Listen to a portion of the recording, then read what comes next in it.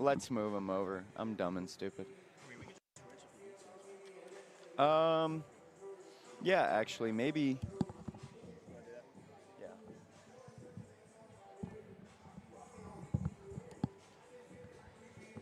Oh, we got the official line. Yeah, SCTV.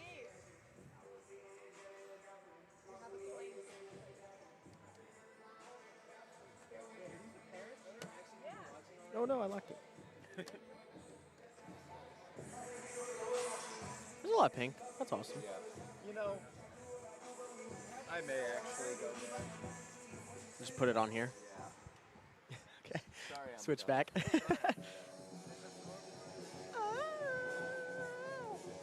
Me when I'm stupid and dumb.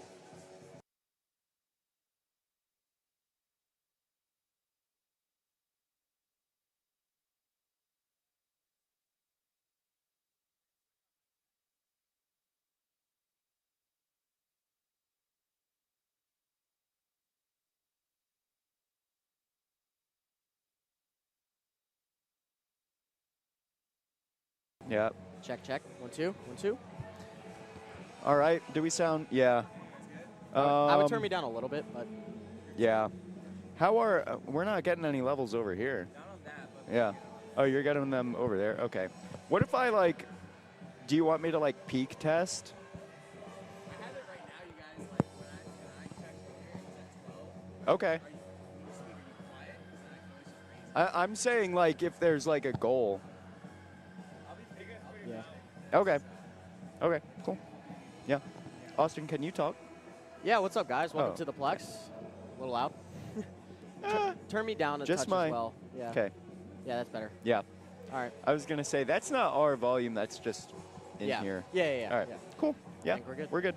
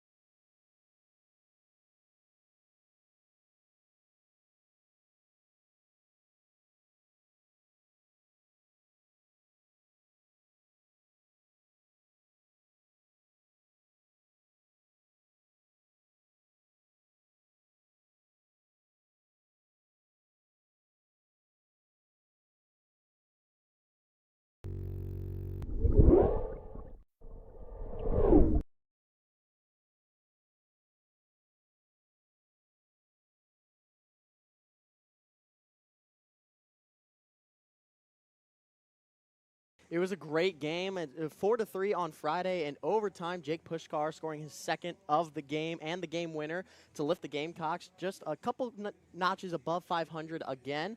And then they came back here to the Plex that following day and won 7-4. So a pretty handed game, but those first couple periods of that second game were tight as well. Yeah, I mean, we're hoping for a similarly tight game, but I'd be remiss to not talk about the Gamecocks' opponent tonight, the Coastal Carolina Chanticleers. Struggling this year, I do believe, if we've consulted our notes, they are yet to put a win on the tally. But, you know, it's the Plex, and anything can happen in the Plex. Yeah, and Coastal Carolina was another team that participated in that 704 Face-Off Classic this past weekend, and they've just had a tough schedule. It's not that they're a bad team or by any means. They're just scheduling really tough opponents. Yeah. And honestly, you got to give them some praise for that too. You know, you can go beat up on the younger guys who just formed a team, and you can do all that. But they're scheduling the SEC guys and the College top Hockey of the South, top of the ACHA. They're scheduling the good ones, and it should be a pretty fun game tonight. Oh yeah, it always is. I mean, in-state rival, you could say rival. Also got the football game coming up on Friday. So, well, whoa, it is Friday, on Saturday. I'm all jumbled up. We've had a long week, but it's probably also going to be a long game. I just heard some buzzers coming. So we're going to be back with you for some game coverage after a quick break.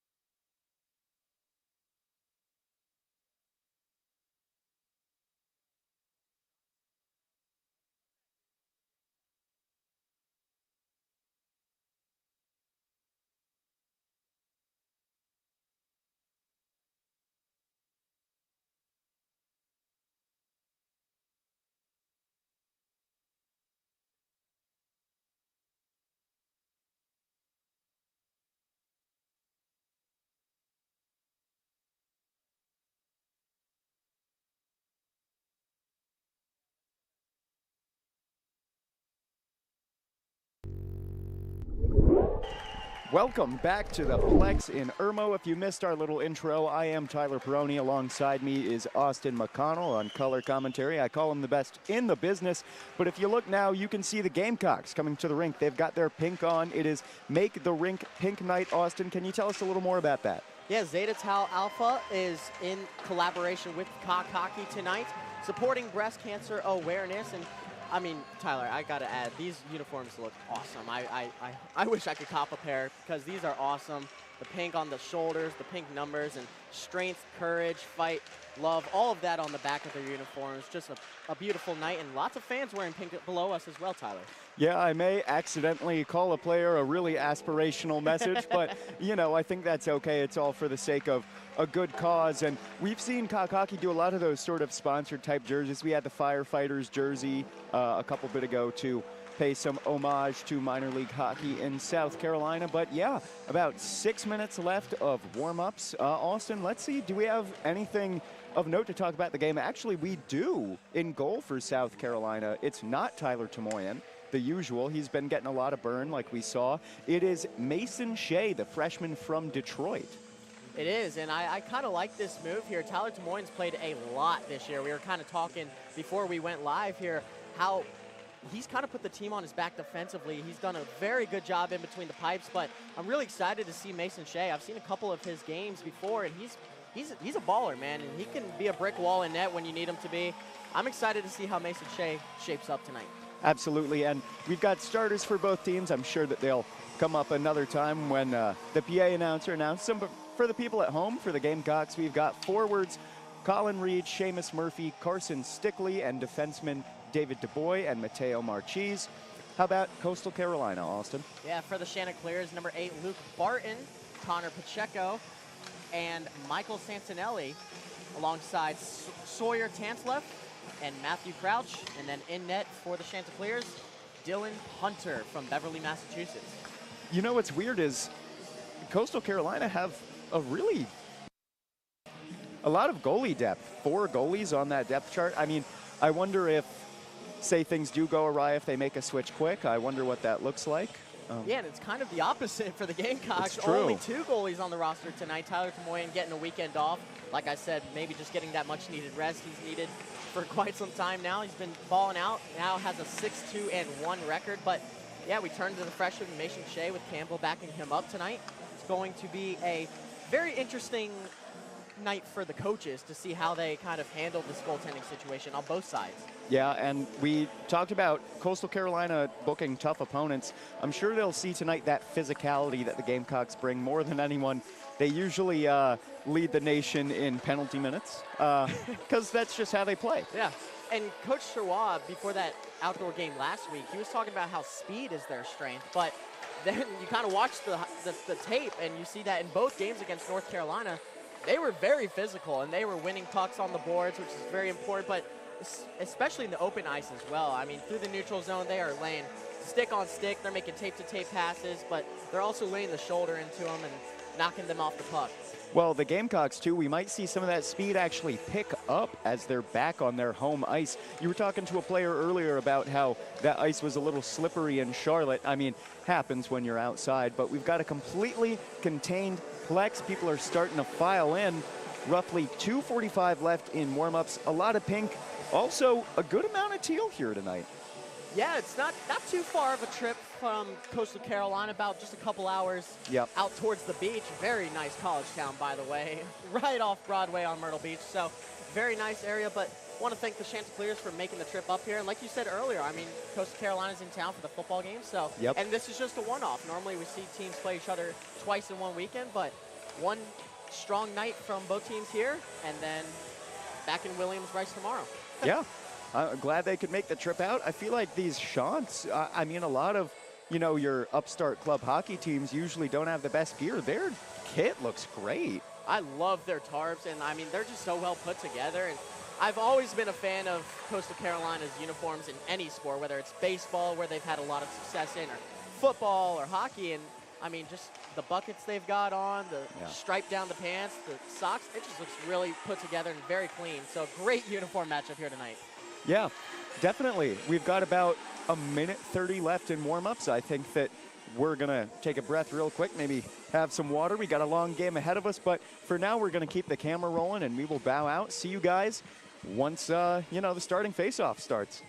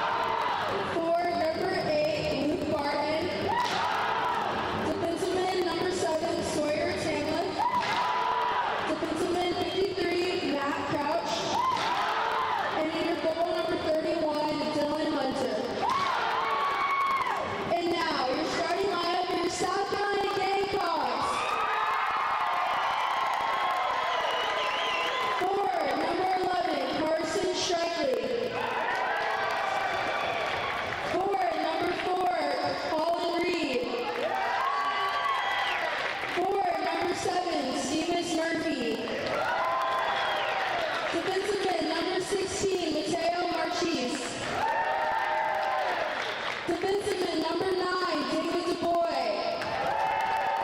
And in goal, number 35, Mason Shea. And now, will everyone please rise, gentlemen, remove your caps for tonight's playing in the Star Spangled Banner.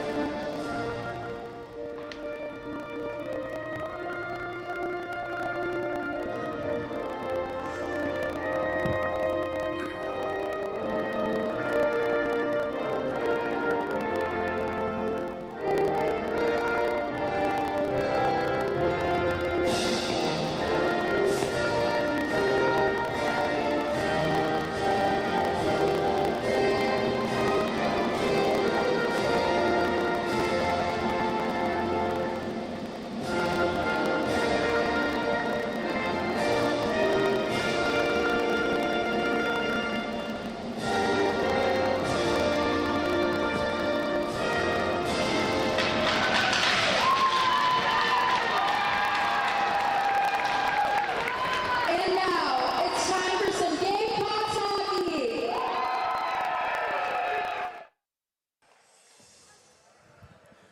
Austin, I think I hear a sandstorm a-brewing after that national anthem. I think you're exactly right, Tyler. The lights are off. They're about to come on, and the stars are about to shine here at the Plex. Back here on home ice, Tyler. Great to be alongside you. We're going to have a great game tonight.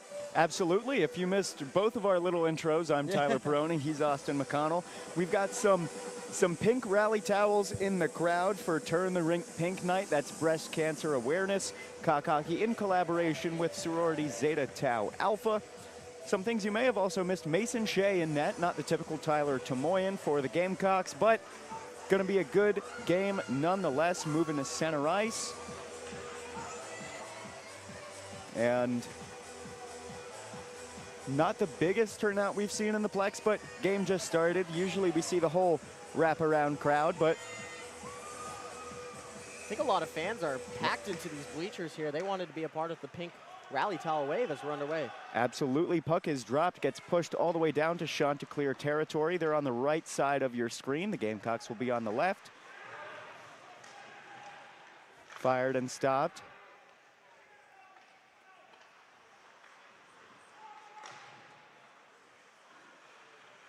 Puck back out, stick side of the goalie. That's taken back by the Gamecocks, out to the blue line. Murphy trying to facilitate. Pass to DuBois, held awry. Good breakup by the Coastal Carolina player. That's number 8, Luke Barton, the starter. Brings the puck all the way back to USC territory. Good skating, though, to get it out. Like we said, back on home ice, I wonder if we're going to see those skates come a little more alive from that slippery showdown in Charlotte. Shot on net, just high. Well, way high. Yeah, and I was talking to Owen Noonan before the game in the tunnel, and he was just telling me how bad that ice was in Charlotte. And honestly, it was better than last year in his words. But, yeah, definitely some choppy ice out there in Charlotte. Tough to play outdoor game when it's 65 degrees out in the middle of November. Hard to plan for that, but definitely happy to be back on home ice the last couple games.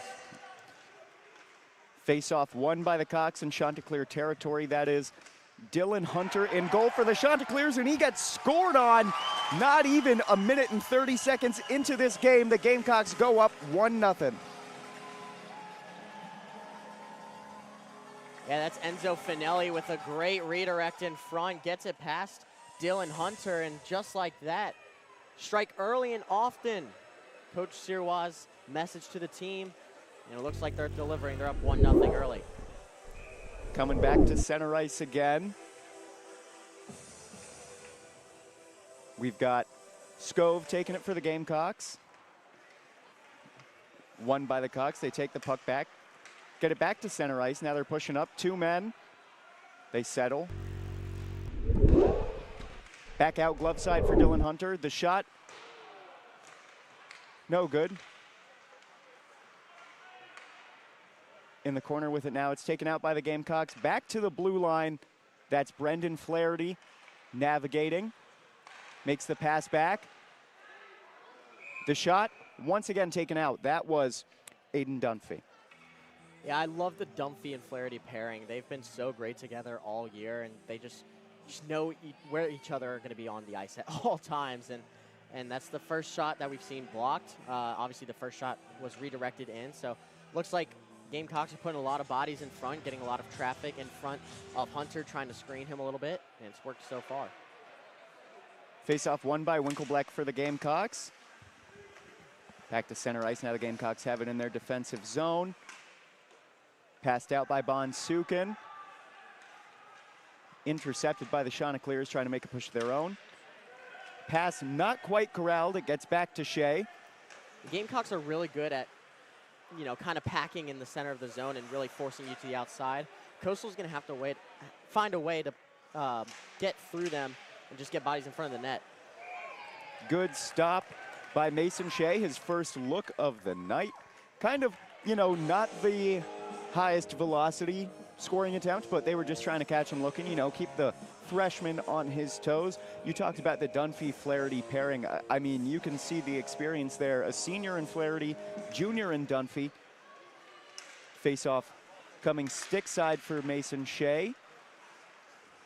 On a play like that, that's exactly what I was just talking about. You got to have a body there in front just to kind of poke at it, and even if you don't get the highest quality shot, you want to get as best of a look as you can. Gamecock laid out hard right in front of us after the pass. We got people actually falling all over. The Chanticleers get the puck.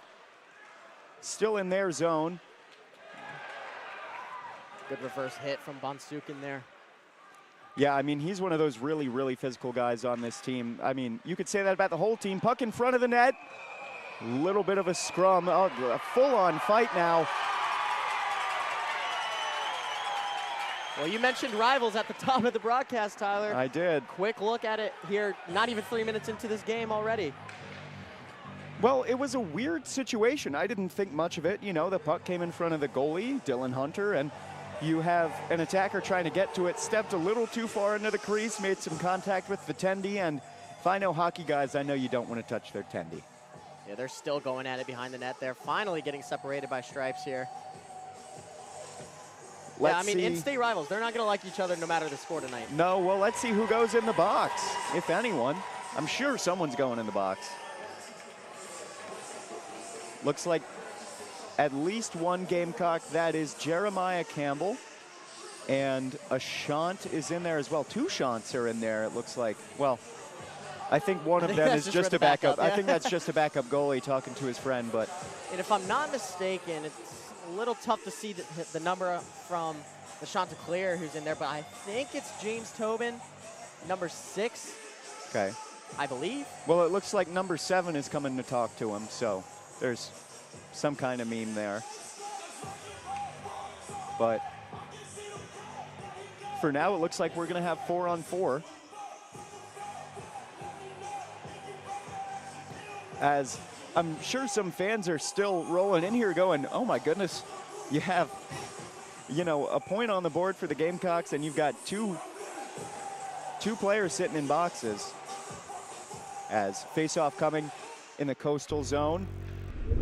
Won by Coastal. That's Pacheco trying to pass it out. Special teams are going to be very important for these two teams tonight. Right now it's 4-on-4, but when you get that man advantage, or even if you're on the receiving end of the penalty, you have to be able to either clear or capitalize. Definitely. I think that's one of the things the Gamecocks specialize in too. We see them even scoring goals on the kill. They scored 2 power play goals last Friday in Charlotte against Chapel Hill. I think scored another, if I'm not mistaken, on that following Saturday, that ensuing game. Well, the game that we did here against Clemson, the Friday night one, had a whole ton of penalties and a lot of goals for the Gamecocks specifically. Speaking of rivals. Speaking of rivals, well, the football team plays them next week, so I'm sure that's still heated up as we've got a minute killed off of these twin penalties. Gamecocks fighting for it. It sort of just landed in the breadbasket of George Clavin. He's running up the right side now. Gonna get it from the corner. Around the net. And that was a design play there. Shoot it off the end boards. You know how lively it can bounce, and just have someone streaking down the other side and catch Brown off guard. Or Hunter, excuse me. Absolutely. Well, now they're in a bit of a messy situation, but they've got, I was going to say, they had 4 defenders there. The whole team made it. That's the speed making it down the ice. As now we've got Colin Reed streaking with that speed of his own. Dumps it off in front of the net, and it's in. I saw the pass attempt from Carson Stickley. I didn't see the goal scorer, though.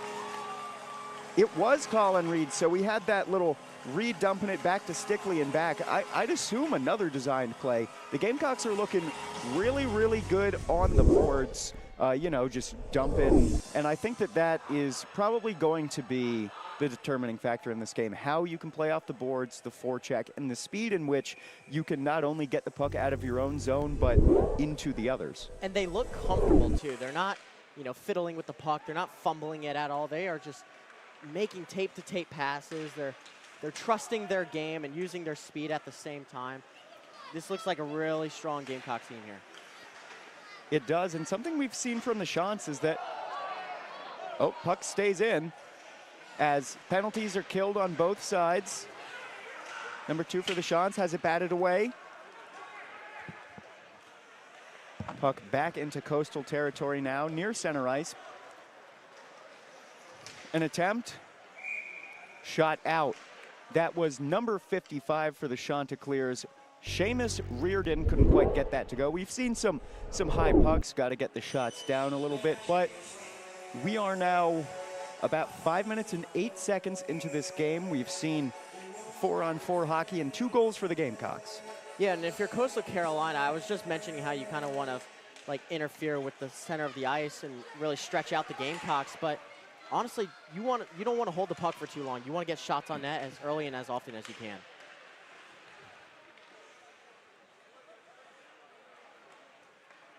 Back near center ice for the Gamecocks, bringing it in. I'd assume pass out to 2. That's Aiden Dunphy controlling the puck there. Looking for the centering pass. Nope, he goes back out to the blue line. That's Pushkar. Back to Dunphy. Little scrum in the corner.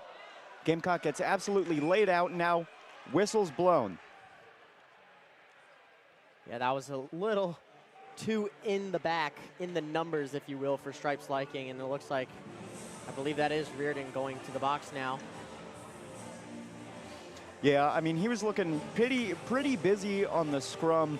He's trying to sort of give that energy back to the Gamecocks, as now we've got a face-off coming glove side for Dylan Hunter, who is in the net for the Chanticleers. Face-off won by the Gamecocks, back out to the center of the blue line. Fake shot. That's Tommy Marvin. He loves that trickery. He'll fake the shot, but he also likes the pass, and that was a real shot from Kai Bonsukin. Behind the net are the Gamecocks. They take it back out to the blue line, to the center. Passed. I think they're looking for slap shot openings, but they're not quite finding them. Being very patient right now. As that pass that was intended for Kai Bonsukin just went a little over his stick.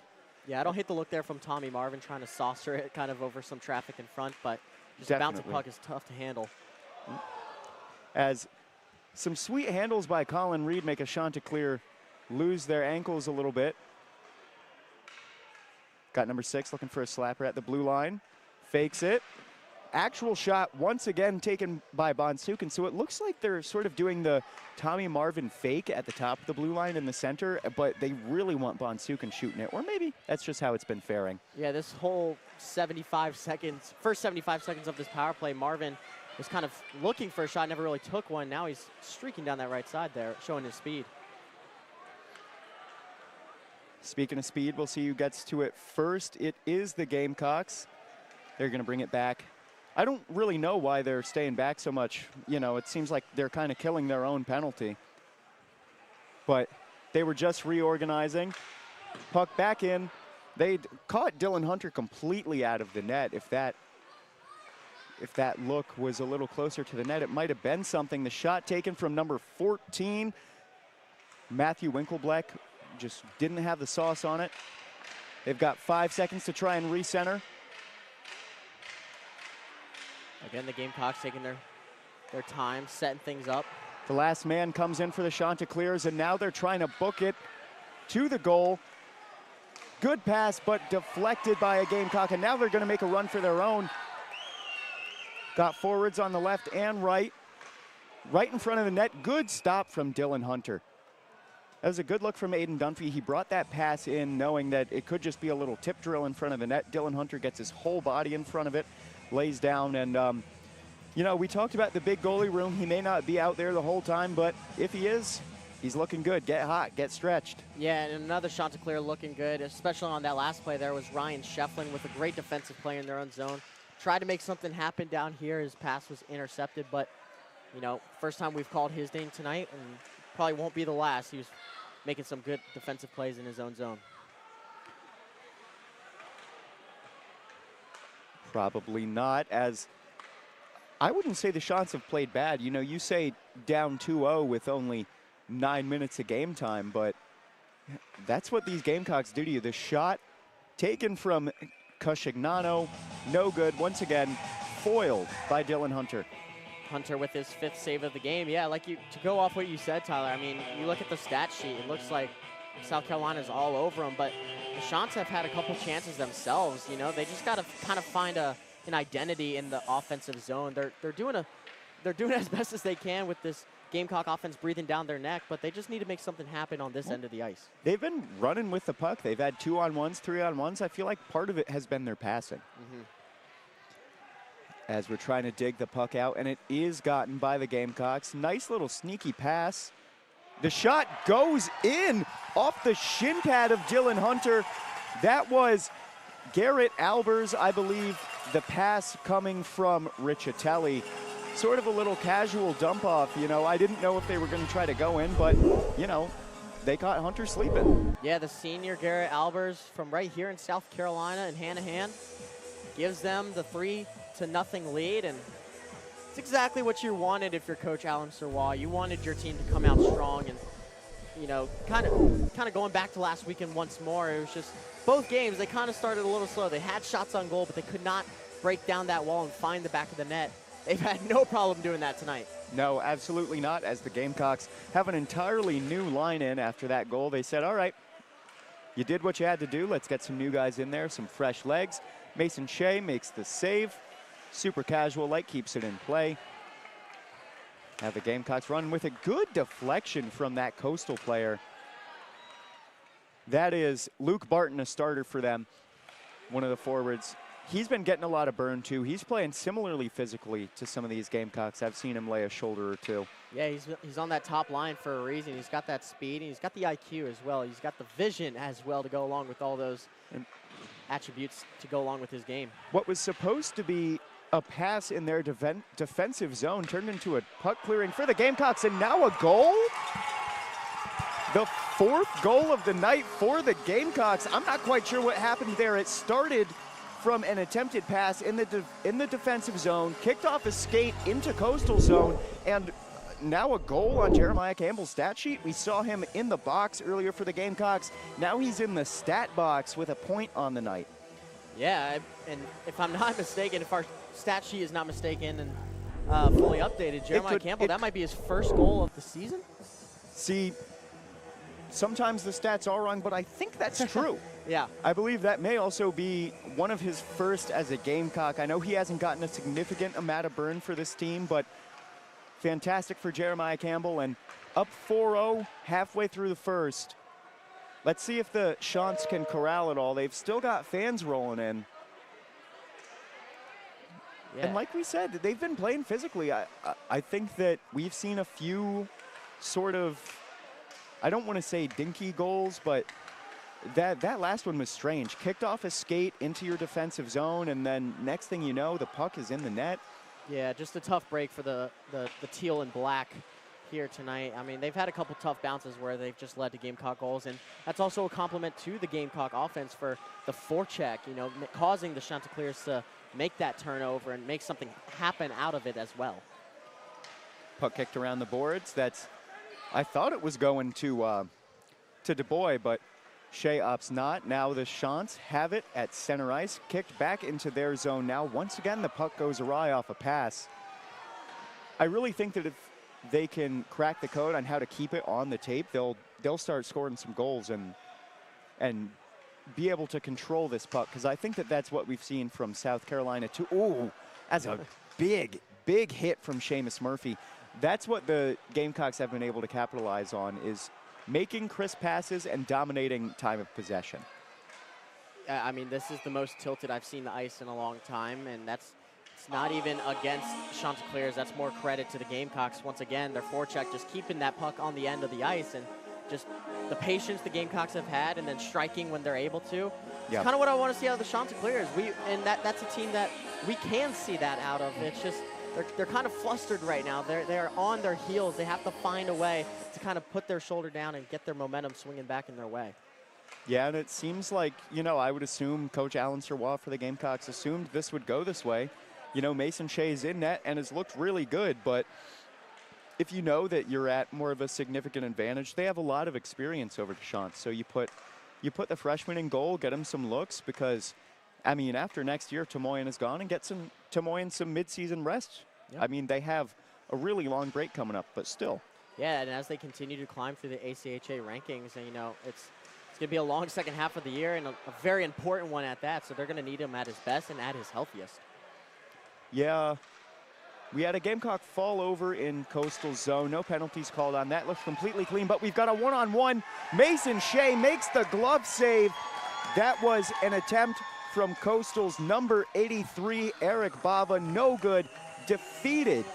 Hitting his stick against the ground. Posture still completely down there, but gets the dap up as he goes back to the bench. Well, we talk about how good Tyler Tomoyan is. What about that save from Mason Shea? I mean, point blank for Bava, and Shea just robs him, sprawls out, flashes the glove and makes the save. Looked like an MLB catcher. He said, yeah, Bava, give it to me. I want that heater. But yeah, Shea looking real good. Could be the next big goalie for the Gamecocks. We saw Tomoyan and Zach Hayes before him. I am old enough to have had the pleasure to call some Zach Hayes games. As the Chants try to get it past center ice. Little backhanded pass, kicked off a skate, and now a call made. It looks like possession going to South Carolina. And when we talk about the Chanticleers, sorry, I didn't mean to cut you off, Tyler. You're good. Face-off coming to South Carolina's side.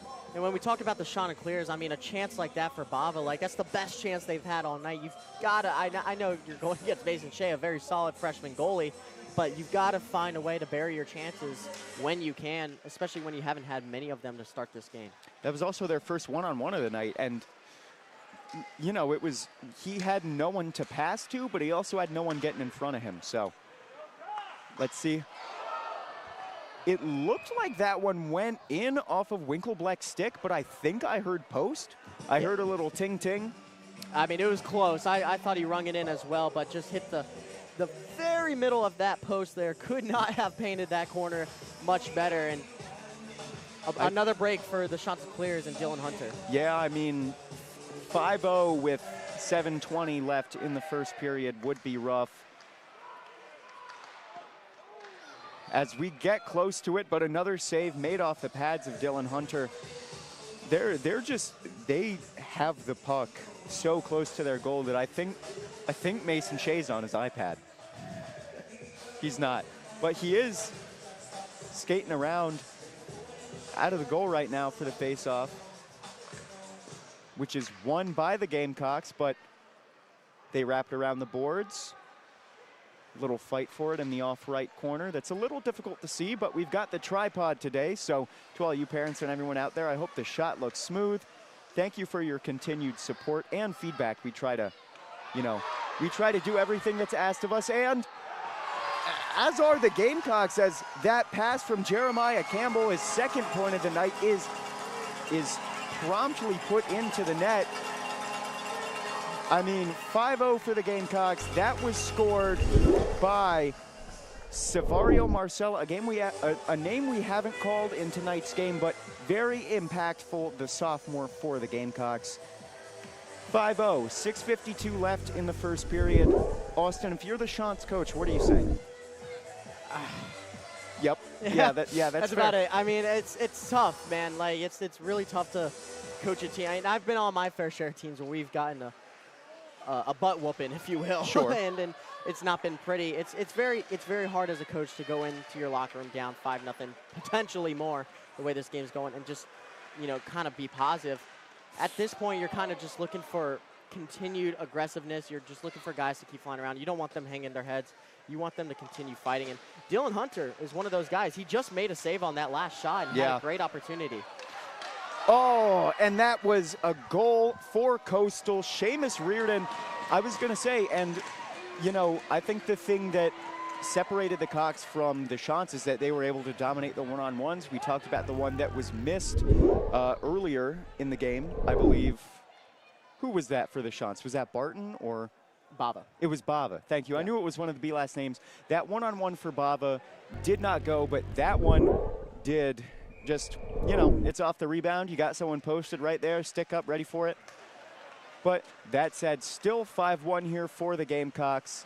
And that was a tough play for Reardon to make, too. I mean, he's on the left side. He's on the left wing side, and, you know, a weird bouncing puck. He has to adjust, and good job on Reardon for taking his time and using his patience to hit the open net. Mason Shea got kind of caught out of position there, but that's because he was trying to make the original save. Ooh, good juke from that shot, number 75, Ethan Garneau. He had the puck in front of him, almost took a massive hit, but got out of the way with his skates. Ooh. Yeah, this forecheck is rough tonight. I think that Zamboni did its job. These kids are sliding. We go back out to the blue line for the Gamecocks. Shot way up, hits the Canadian flag. Shout out Canada. But that's going to come back to the Coastal Chanticleer side of things as we get some new skaters for the Gamecocks. Really good turnout tonight. Like I said, it's usually standing room only for Clemson and other games like that, but for a startup Chants team, I'd assume close to sold out at the Plex, as that one is stuffed by Dylan Hunter.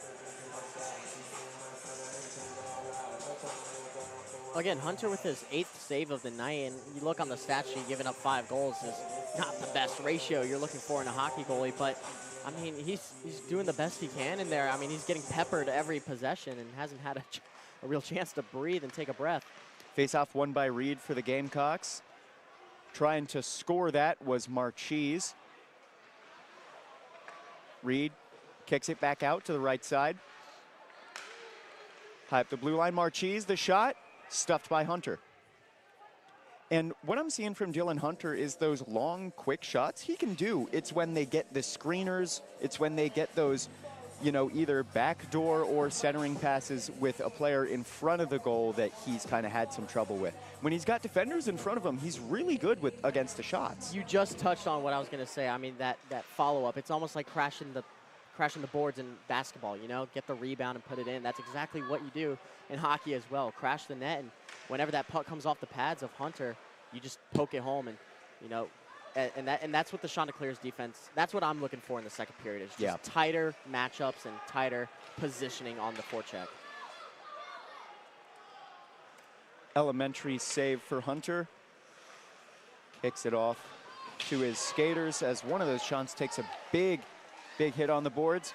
Ooh, the little fake pass into the shot. Michael Santinelli of the Chants tried to pull out a little bit of sauce, but Mason Shea kept his eye on the puck. That's another save for him.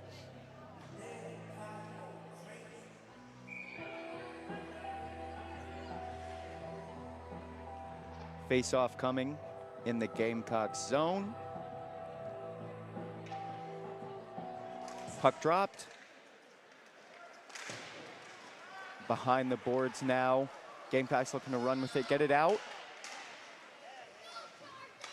But these Chants are playing good. They almost had the centering pass go, but it's kicked off a skate. This is the best forecheck I've seen from Coastal Carolina all night. I agree. And it almost gave them a chance out in front there.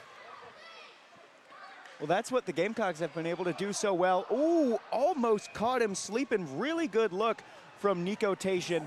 But, you know, Hunter, I think, has started to see enough shots to where he's really awake. He knows that he's probably going to see more open looks than he would like. Yeah. But that's how the game's going. And that Mason Shea save they made on he made on Bava, where he kind of sprawled out and flashed the glove. We just saw that on the other end with Dylan Hunter. What a great save from the Chanticleers goaltender.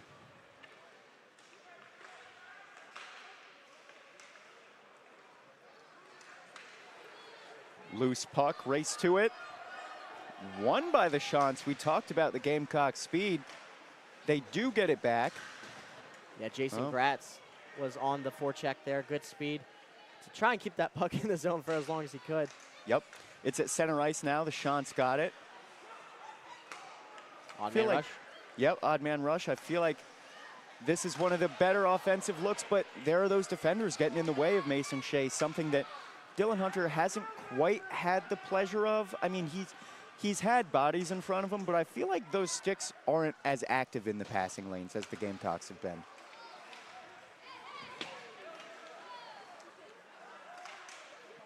Yeah, and as a defenseman in front of the goal, you want to make sure that anybody who's trying to screen your goalie, you want them to feel like they're suffocating in a kitchen pantry. And it's very tight in there, and you're surrounded. Like, you do not want them to have a campfire built right in front of your goalie. And about 5 times tonight, I've seen that from the Gamecocks offense. Yeah, well, I think that the Chants might be getting a little distracted by the food in the pantry, as, you know, we kind of were before this. It was a good time. We were breaking out the plantains and fruit snacks. Yeah, I picked up my fair share of snacks at the concessions right before this game as well. Oh, yeah. Shout out to the Plex for hosting, as always. As that puck gets back to Shea. He hands it to his skater behind the net. With the pink tip of the stick, I'm liking that. Gamecocks pushing up past the neutral zone now. Centering pass attempted to go to Newnham. Kicked off of a Chant skate. Another centering pass kicked off of a skate. Aiden Dunphy's got it now, trying to facilitate at the blue line. And the Chants get it back, or not. This is absolute pandemonium as Dylan Hunter stops the possession with a quick save. He's starting to look a lot more active. I mean, we've got line changes for both squads. People are starting to get accumulated to this game, let's say. I don't expect the Chants to give up 4 in another 10 minutes. No, I don't either. I think the Chants' second half of this first period has been really solid. And, you know, there's not many looks they've had, but they've had enough to where they are shot after the whistle there. The Gamecock bench was not too happy with that, backing up Mason Shea. But like I was saying, I mean, the Chanticleers have had a couple looks. They've got a goal on the board as well, so that should give them a little hope to where they're like, oh, we're not entirely out of this game yet. I've seen crazier things happen. I mean, 2019 Game 7, Vegas versus San Jose, 4 goals in 5 minutes. I mean, it's possible. And it looks like the Chanticleers are going to get their first power play here coming up. Yeah, I'd assume so. That is number 23 for the Chants, who we do not have on our roster. I hope he's okay. Or maybe it's 83. I believe that may be Eric Bava. It is Eric Bava, the one that we saw, who had his shot snagged earlier in the day by Mason Shea. He is now exiting the game. I believe Savario Marcella has been put into the penalty box for that hit. Austin, what did you see there? Yeah, you know, it wasn't anything too egregious. Definitely a penalty. Just, you know, Bava kind of came up like limping a little bit, a little hunched over. I think he kind of just fell on maybe his stick or the puck wrong. But definitely a penalty on Marcella, the guy who just got the goal. And a dangerous situation for Mason Shea. He made the first save. It came off the rebound, and they whiffed off the second chance. But the Chanticleers on the power play, trying to have a prolonged stay in the Gamecock zone, and they're not gonna get it. That's Colin Reed with a one-on-one. The shot is wide, stick side. Dylan Hunter having to stay awake even when they are up on skaters. And Colin Reed showing the speed he has shown all year. I mean, just absolutely took off from their own blue line. Got a slap shot just left of the goal. I saw where he was going. He's looking for that bottom left corner with Hunter faded to his left side. And as the Shants tussle for the puck and try to take it back into the neutral and offensive zones, Eric Bava on the bench is back, standing straight up. He looks okay. I think he just got his clock cleaned. That pass deflected by Shant. Back in front. Good save from Hunter. I can't quite tell if he got a hand on that or if it just went off the side of the net, but really good effort because he was caught off balance. And that was a good take from Owen Noonan. I think everyone kind of fell asleep there expecting the puck to kind of go out of play, and then it comes off the boards and takes a bounce in his direction. Sends that one home, and he's going to shake his head with a little bit of a smile as he heads to the locker room for this first intermission. End of the period for the Gamecocks, up 5-1. A really, really explosive first 10 minutes for the Cocks. We saw them take that early lead. We'll see what it looks like in the next period. I mean, great day so far to be a Gamecock fan. Great day to be aware of breast cancer. Yeah. Zeta Tau Alpha, I'm sure, having a great time. What have you thought of the game so far, Austin? You know, it's been all Gamecocks right now. I can't lie to you, Tyler. It's been we kind of expected a tight game at the beginning. That's kind of how the Gamecocks have played this year. They've kind of, it's not even that the Gamecocks have played bad in first periods. They kind of just couldn't break down that wall and kind of just struggle to find the back of the net. And eventually they do. And then once they do, the floodgates are open, right? But, it's normally taken them a while this year. What I've loved for the Gamecocks offensively is their forecheck. They looked amazing on offense and the patience they had. And it comes with virtue as well, scoring 5 goals in the first. But Chanticleers not giving up just yet. They tack on one there kind of later in the in the first. And 4-goal game headed into intermission. I'm excited to see how the Chanticleers respond to this. This is going to be a true test of their character here in the middle frame. But 5-1 and all in the Gamecocks' favor. Yeah, we'll be back in about 10-15 minutes. Once again, I'm Tyler Perrone. He's Austin McConnell, bringing this to you live. This is SGTV, Student Gamecock Television, in collaboration with Cock Hockey. We'll see you in the second.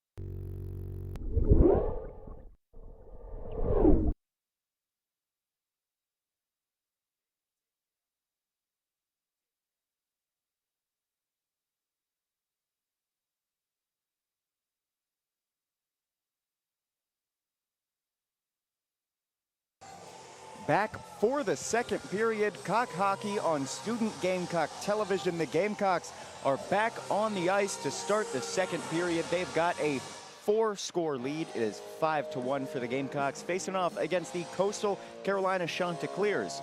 Little bit change of sides. The shots are going to be on the left side of your screen now, with the Gamecocks on the right. Pink kits for the Gamecocks, looking great. Austin, what have you seen about the Gamecocks play that you think has led to this 5-1 score? I love that everybody's getting involved in the mix. 5 goals, 5 different players coming off the sticks of Finelli, Reed, Albers, Campbell, and Marcella. I mean, just sharing the wealth here tonight, Tyler. Just absolutely looking amazing. Patient, poised on offense, and very disciplined. I only saw 1 penalty from the Gamecocks, and then 1 from the Chanticleers as well, and then we had a 4-on-4. Yeah, we had the little scrub there behind the net, but I feel like that was kind of justified. Can't touch Kendi, but great first period from the Gamecocks, and I'm excited to see how the Chanticleers respond here. You know, me too. They looked a lot better in the second half of the first period. They, I feel like, started running with the puck a little more. Yeah. Get down to the defensive and offensive zones a little more clearly. I mean, if Dylan Hunter does get more defenders in front of him, he's, you know, looking great. We saw a couple good snags from some quick Gamecock shots, but yeah, Dylan Hunter playing well, but, you know, you wouldn't think so. Yeah, and I want to touch on kind of how the Chanticleers played that second half. They kept the puck in the zone a little bit more, in the Gamecock zone, I mean. But I want to see the forecheck really get going here. What the Gamecocks really like to do, they get, you know, a guy like Flaherty or Marvin or maybe even Colin Reed back there kind of quarterbacking the breakout, and it kind of looks like the Mighty Ducks flying V coming out of their zone. I want to see the Chanticleers kind of go put some pressure on them, force them to make a mistake. And some good pressure was just made by the Chanticleers. We had that long shot with the screener in front, and I feel like that's one thing the Chants haven't capitalized on either, is screeners and, you know, getting that puck off the bounce. We talked about that a little earlier. I feel like the Gamecocks have been great with blocking Dylan Hunter's point of view and getting the puck on the second or third chance. And what Shea has done a great job of as well is not allowing for any rebounds. If he's getting pad on puck, he's squeezing those tight and he's making the save. Shot from the top of the blue line is knocked down. Good save for Mason Shea off the stick of Cade Maddock for the Chanticleers, but that one goes in for the Chants as they celebrate. Austin, what set up that goal?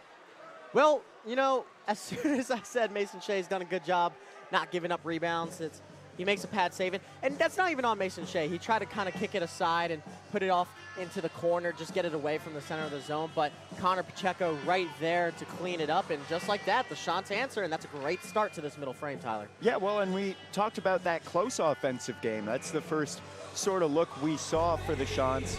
A little tip in, that very first goal that they had was also off of a rebound, so maybe they can get that going like the Cox did in the first.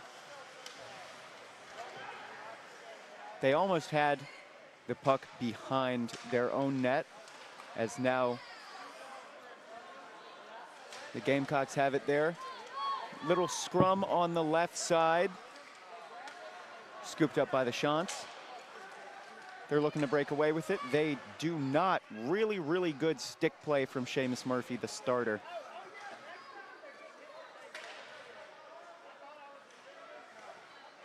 Here's that forecheck I was talking about. This is exactly what I needed to see out of the Chanticleers here in these last 2 periods. Need them to pressure the Gamecocks, and look how quickly they're closing out to them.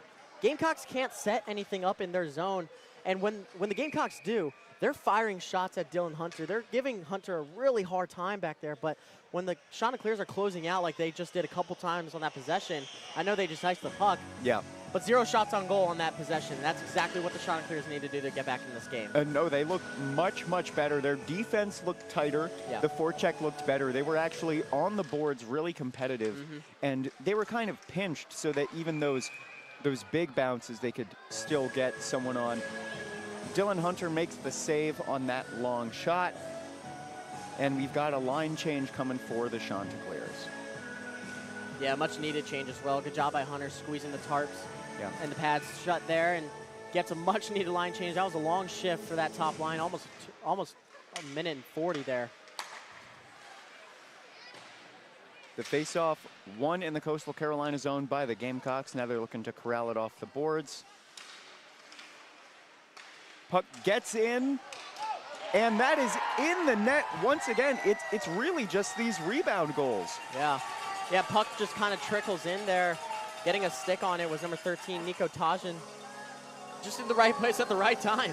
He had a similar scoring opportunity at the end of the last period, but that was stuffed by Hunter. This one could not get the catcher's mitt on it, as we've got a 6-2 game for the Gamecocks as we wait for the scoreboard to update. 18:04 left in the second period. Yeah. We've seen the starts of two periods, you know, tip off of some explosive stuff. Yeah, and Tajin, another Massachusetts guy. A couple Massachusetts guys on the board here tonight for Riggins. the Gamecocks, but Tajin had a big goal last week in the Outdoor Classic. Gets another one here tonight. Good for him. Yep. Good save from Mason Shea. The shot was high, but he figured, you know, I'm here. I might as well catch it.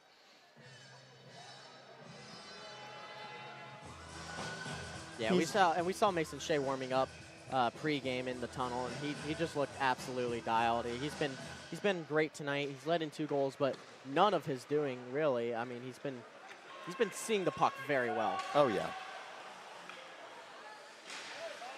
The puck is corralled by the Chanticleers behind their own net. Gamecocks with the forecheck. They get it in offensive territory. Shot in front of the goal does not go in. That was Carson Scove with the attempt there. Good little shake and bake, but I think Hunter's starting to close in on that close offensive game. He's not getting the puck get lost in between the skates here. This is one of the better offensive chances we've seen from Coastal. Another save by Shea. Gamecocks coming up the left side. Dumped back. Ooh, and out. No one there to take the puck, but might be seeing a medic visit for Owen Newnham. He just took a big hit on the glass trying to get that puck out. Yeah, Mike Royal was trying to clear the puck as well, and it kind of got caught in between the skates of the referee right in front of us here. Kind of a tough break there. He might have had an odd man rush the other way. Shot just went wide, but Mason Shea made the save. Yeah, the Gamecocks coming in with it. Settled back to the blue line. Weird bouncing puck there. Oh yeah. Might have hit a skate on the way there. The Gamecock shot hits a defender. More people in front of Dylan Hunter now. He's starting to see that backup that Mason Shea was seeing.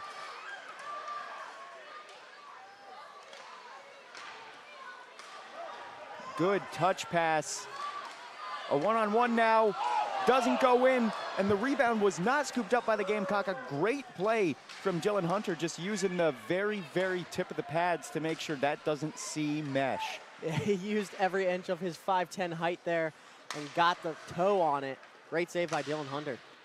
I mean, 5'10", that's pretty tall to me. I mean, I think might be the tallest guy ever. Yeah. No bias there at all. No, absolutely not. The Gamecocks looking to clear it. See if they can get some speed. Ooh, good play from Sawyer Tantleff. We've seen him all over this game for the Chanticleers, donning that teal and black. They're bringing it up themselves. Big hit into the boards, but the wraparound attempt, no good. That is in between the legs of Mason Shea. He's checking. Did not get past the line, excuse me. Yeah, good move there from number 19, Connor Pacheco, who's got a goal here tonight. Just scored their second one about under a minute into this middle frame. He's been flying around here tonight, Tyler. Absolutely. Now that we've had a little bit of consistent possession, we are now at 15-15 left in the second period. Still a 6-2 ball game for the Gamecocks as they try to get it out of their own zone. Gets past the blue line into center ice now. They got 2-on-1. Really, really good defensive stick play from Matthew Crouch, starter on defense for the Chanticleers. I love the speed Marcelo showed flying through the neutral zone there and creating that 2-on-1 rush back the other way. But yeah, like you said, Crouch with a great defensive play. I mean, the Chanticleers are going to do everything they can to keep themselves in this game here. I mean, Dylan Hunter's trying to stand on his head as much as he can here. Gamecocks continuing to apply pressure, but Chanticleers starting to fly around a little bit, get more stick on puck, and just disrupt anything they can. Absolutely. We've got fresh skaters on both sides as that puck finally comes out of the corner. Gamecocks looking to push now. Backhand dump goes to the Chants, but looks like we're going to have some kind of penalty here. I mean, that Gamecock came right off the bench and touched the puck. So I'm not sure what the discrepancy is. What did you see there, Austin? Yeah, I'm trying to see if they're sending anybody to the box. It is. Yeah. Looks like Campbell's going to go to the box. I think they're going to get called for too many men. Like you mentioned, Yeah. Tyler, came right off the bench. It was close. I was wondering if they were going to call it or not. It looks like they came off the bench just a little too quickly, and you know, Sirwa was trying to fight it, but I have to agree with Stripes there. Yeah. Second power play of the night for Coastal. Definitely, but really good clear from the Gamecocks. They get it all the way down and avoid the icing. Coastal, I think this is that opportunity where you need to score. If you don't score on this power play and you're still down 6-2, things are looking grim. But if you can cut it to only a 3-point lead, things are possible. And the Gamecocks really struggled with penalty minutes earlier in the year, but the last two or so weeks, about what, 3-4 games, they've really cleaned it up, and discipline has been a big focus in that locker room. So you don't know how many chances you're going to get tonight to have an odd man advantage. Chant's trying to bring it around the back of the net, facilitating it around. That pass intended for Tantliff goes wide. Now he's being chased. Good stick control from Stickley. You would figure. It's in the name. Wow, great killing so far from the Gamecocks. They've shaved 70 seconds off of this penalty. Yeah, and Stickley's been a really good player for the Gamecocks this year. Only has 2 goals on the stat sheet, but when you watch him play and you watch his tape, I mean, he's making plays happen. He's a playmaker for this Gamecock offense, but also on defense, he's just pressuring guys and, you know, finishing hits on the corners as well. He's just been a great addition. I feel like he's really good with the stick poke too. He can get in there, disrupt people's handles. Great sort of two-way player for the Gamecocks.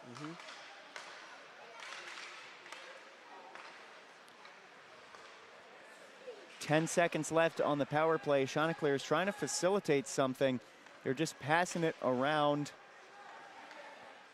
3, 2, 1. That is killed. And the puck goes out.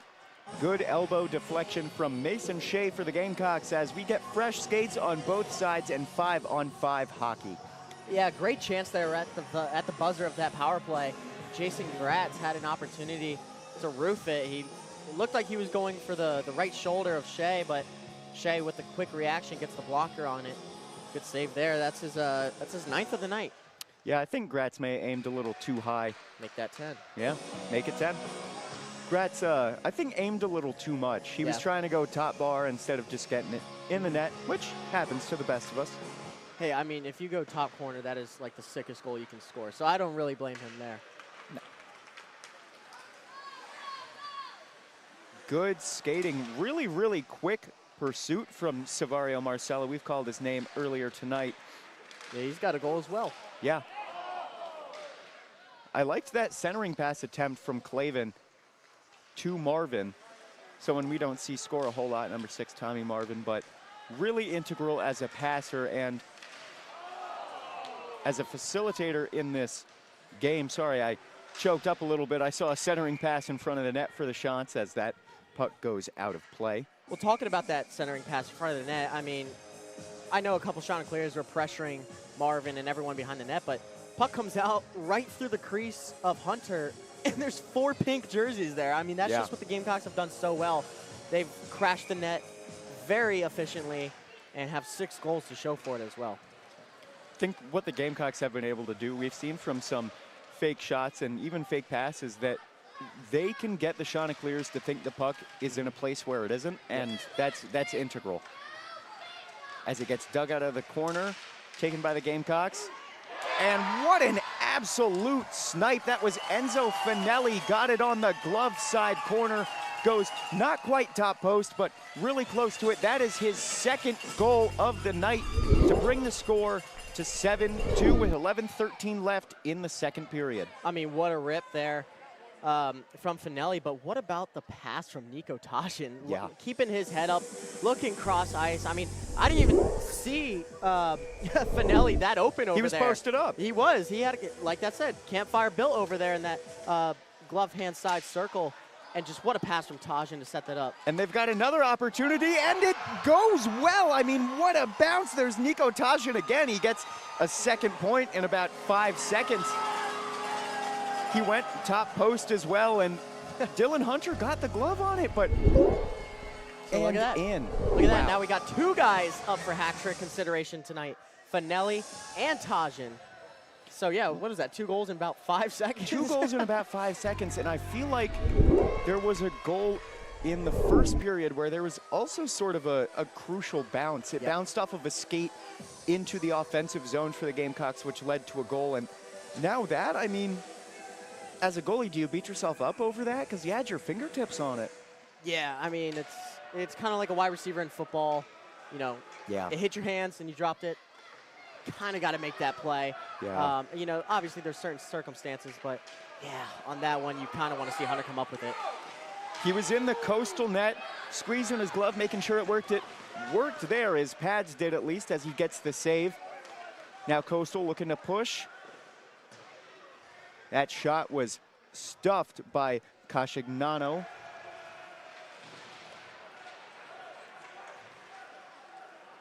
Gamecocks into the offensive zone, looking for something. Centering pass, no good. Coastal run it with it now. They've got 2 Gamecocks in front of them, and great defensive play too.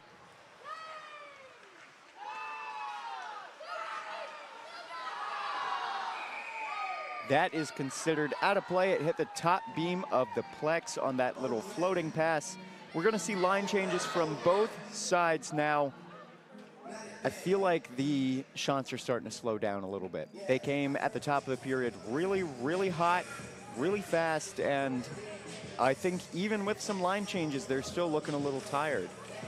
Yeah, I mean, if you take the Chanticleers in that first minute of the second and you apply that to all, 30 minutes we've seen so far as that, yeah, right there, 30 minutes. So, I mean, they came out really strong, but music's still going there a little bit. That was throwing me off. But, yeah, like I said, the Chants really kind of just threw everything at the Cocks there a couple times early in the second. But just what a response from the Gamecocks. And they've now scored the touchdown and gone for the 2-point conversion. Aggressive. That is Beamer ball as Mason Shea scoops up that puck, keeps it in his glove. Little stoppage of play. One thing I really like about Mason Shea's play is when he doesn't have any defenders near him and he gets the puck, he's not afraid to come out of the net a little bit and sort of cut off that puck and try to pass it to one of his defenders as soon as possible. He doesn't really like to have the puck behind him. Little touch pass to a skater right there, as we see.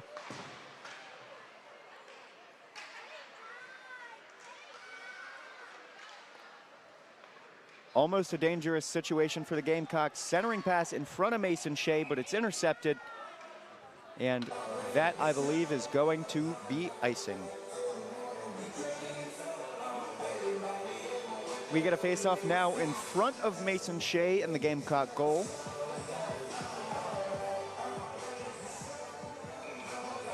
We've had some technical difficulties, especially with our camera. Our setup is a little different than it usually is, so we thank you for your patience, trying to deliver you the best product we can. Once again, I'm Tyler Perrone. He is Austin McConnell for SGTV, covering Gamecock hockey against Coastal Carolina. 9 minutes, 5 seconds left in the second period. Gamecocks up 8-2. Secured on the boards by the glove of the Gamecock number 20. That was Garrett Albers. Now forecheck from the Gamecocks. Was going well, but cleared by Coastal into the neutral zone, and now they're going to try to make an offensive attempt. Good job by Campbell finishing that check there. He's been all over the ice tonight. He's found the back of the net. We've called him a few times as well for a bunch of different good plays. Well, number 22 in pink doing well. He's been all over the box too, so that's something Just to look once. at. Yeah, just once. But you're not really a Gamecock if you don't get in that box. As icing called in favor of the Gamecocks, they'll take it in the offensive zone with a face-off in front of Chanticleer goalie Dylan Hunter. Tyler, let me ask you this. You've got Birch, you've got Amarelli, you've got Shapiro all on the bench. You've got Hunter in net with 8 goals now against him. With such a deep goaltender room, like, do you think about, taking Hunter out of this misery? And it's nothing against Hunter, but, like, 8 goals, man, that's got to be damaging on the mindset. I think if the Gamecocks get to double digits within this period, you pull them. Okay. And you maybe try to put in someone like Jack Shapiro, who is 6'2", 200, as opposed to 5'10", 150. Yeah. That's 4 more inches of length. I mean, that's more room that the net is covered at the very least. But I don't think Hunter's played poorly. I don't think that's fair to say. Yeah, and that wasn't a dig at Hunter. I think he's played very well. He's got 16 saves on the night. I mean, pretty solid if you ask me, because if you're just joining us and you look at the box score, you're going to see 8 goals on 22 shots. That's not the best, but the saves he's had to make are like improbable at times. He almost had another one. That pass to George Clavin didn't quite stick to the tape, but he had a really good skating attempt at it. Gamecocks back in the offensive zone, dumped back, good save from Hunter. The Gamecocks get the rebound, but not in a threatening position.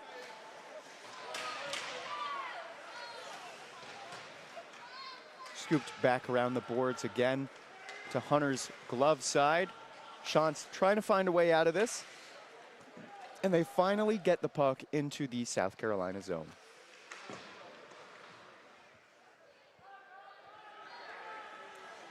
I feel like we're seeing, maybe it's just because there's been less scoring, but I feel like we've seen a lot more fluid and a lot more continuous of a game than we did in the first period. A lot more. Yeah, I think with a big lead, the Gamecocks are content kind of just chipping the puck in and going after it and setting up something, again, with that patience. They've shown it all game. Yeah. But just they're not necessarily, shoot first now. They're kind of just bleeding some clock and saving their legs. Yeah. Aiden Dunphy dropped that one off to Enzo Finelli off the pad of Dylan Hunter for the Chants. Now, if I'm Finelli, I'm looking shoot first because I'm going for that hat trick. Yep. I'm sure he wants it. It would be a mess to see all these hats on the ice, but Finelli has been one of the more impactful Gamecocks since he started here as a freshman, I believe, 2 years ago. Saw him as a freshman on that national championship run. And he was even essential back then. I mean, passer, defender. He's always been really fast with the skates and a good handler. So, shout out to Enzo Finelli. And now up to 4 goals on the year, the junior from Williamstown, New Jersey.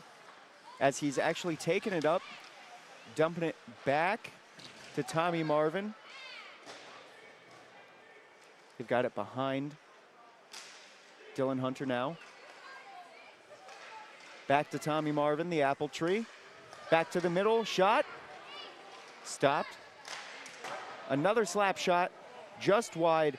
I mean, Hunter is going through the gauntlet here.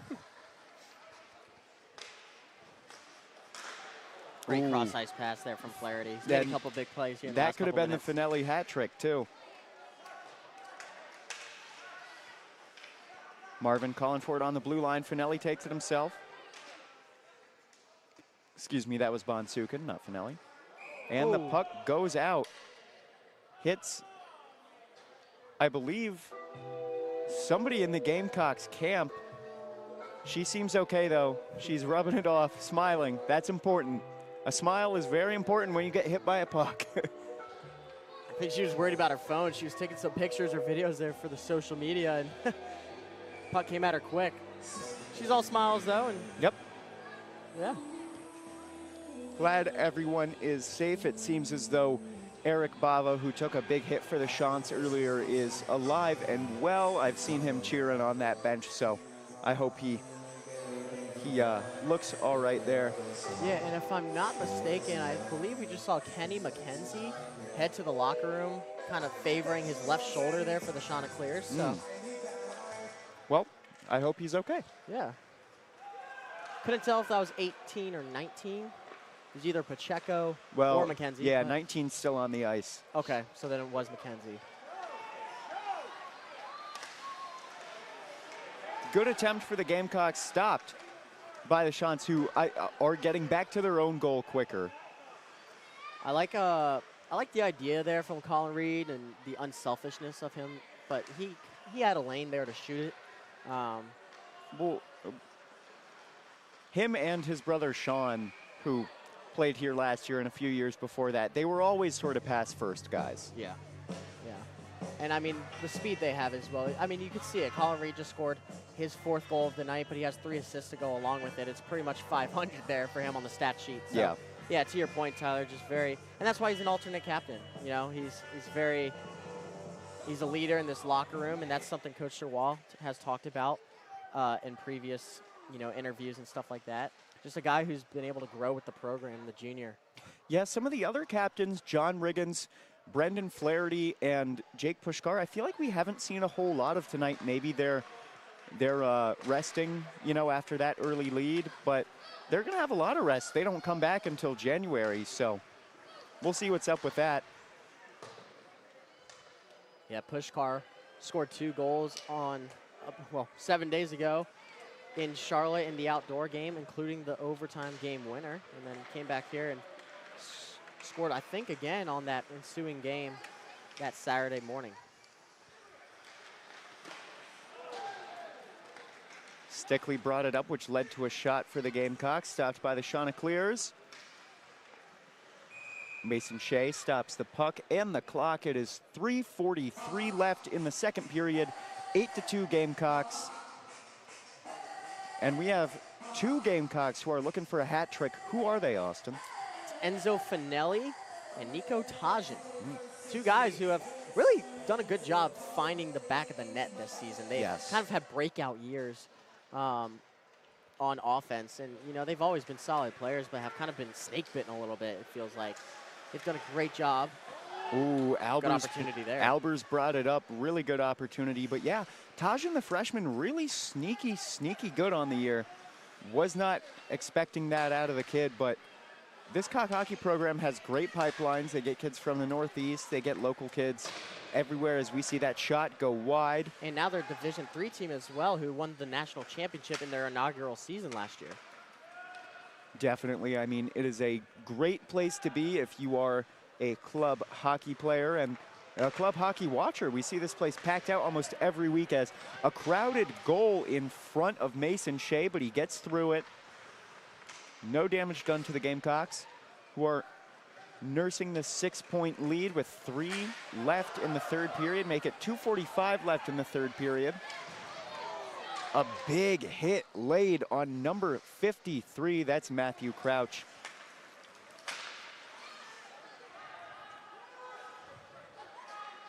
The Chants in their own zone try to push it up. It goes all the way to Mason Shea, who stops it very nonchalantly.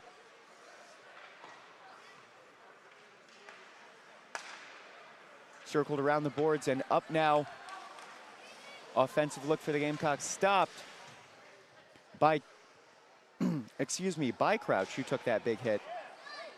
And 2 of the guys we've seen really interrupt this Gamecock offensive attack are Crouch and Tantliff, number 53 and number 7. They've been good with the stick and really good on the boards as well, laying some big hits, being able to dig the puck out on some scrums. I know we talked about the top line guys kind of getting some rest here tonight, especially now that the score's been as run up as it has been. But love to see these younger guys like Campbell, or these guys like Newnham or Albers or Clavin. Kashignano got in there. Kashignano got some reps in there, yeah. And Newnham's more of a second, third line guy as well. But and he was another guy who came up through that Division III pipeline. Was the team president last year and did a great job managing that team as well. Coach Chawal liked what he saw out of number 19 in the white and pink tonight. I mean, how could you not? They like trophies here. That shot goes wide. Picked up again by the Gamecocks off the rebound. Yeah, I mean, unfortunate night numbers-wise for Dylan Hunter. Giving up 8. Cox have an Cox have an opportunity to score again, as it looks like Hunter is straight up throwing fists into the person who crashed into him. Some more fireworks. Yeah, Campbell kind of got tangled up there with the Chanticleer defenseman. Yeah. He was crashing into Hunter. Hunter didn't like that at all. Some more headlocks in the crease. And you kind of saw the frustration come out of Hunter there. It's been a long 2 periods for him, 8 goals against him. And, you know, I can't entirely blame him. He's still going at it with Carson Scove there. Yeah. Yeah, and I mean, it's in the heat of the moment. It's hard not to let your emotions fly like that. And that was also nothing wrong against Campbell either. He got tied up, kind of slew-footed actually as well, and thrown into Hunter. I was gonna say it looked like he didn't stop. Yeah. I saw him try to either change directions or stop, and he didn't. And you saw him brace. He sort of had everything all out. I don't think he wanted to go into Dylan Hunter like that, but it's the way it goes. As we've got Sweet Caroline playing in the Plex. Not a very sweet moment just then, but that's okay. So good, so good, so good. Backup vocals from Austin McConnell. Yeah. In another life. If this whole sports thing doesn't work out. No, I've been told many times that I cannot sing, so I need this sports thing to work out. Who told you that? Lots of people. I'm going to find them and say not very nice things to them. As it looks like the refs are working it out now. We've got one person in each box for each team, but I don't think that they were assigned to be there. I think they're just chilling. That's actually Hunter in the box. It looks like we've got Riley Birch in net for the Chanticleers now, so they must have given Hunter a penalty there. I mean, he did. He went down on him on Campbell a couple times and really just he did fully grab horse collar, and that seems fair. All right, well, we've got that second goalie we were talking about, and a bigger one too. Riley Birch, 6'1", 185, Sterling, Virginia. And to be honest with you, do you just keep him in the rest of the game here? Yeah. You think that's the night for Hunter? Yeah, I'd assume so. I think that, honestly, Coastal should play this game as if they're not playing with the goalie. They need to score. Yeah. I mean, you know, if they let more pucks in net, that's really terrible, but they're already down 6. Yeah, I mean, once you've given up 8, there's not many, giving up more is not going to hurt you. You should always play defense in some capacity, but you can't be worried about defense right now. Yeah, and I think that's kind of what they tried to do here in this middle frame. The Gamecocks just did a really good job adjusting to that as well, and just taking back control of the game, and we're going to get 4-on-4 for the second time here tonight. Yeah, well, Jeremiah Campbell's second time in the box. First time I think I've ever seen a goalie in the box in the Plex. Yeah, one that's not a backup goalie, kind of just that ran out of room on the bench there. I actually don't think that's Campbell, because I see Campbell on the bench, unsure of who actually is in the box. That might be Scove. I think Scove. Okay. Actually, no, Scove is taking the face-off, so I'm wrong as well. Yeah, well, it's someone. Yeah. A pink jersey is in the box. Won't make too much of a difference. Oh, I think it's Clavin. I think I see 24. Okay. There we go. Third time's the charm. Third time's the charm. It's okay. We knew it was 20-something. Yeah.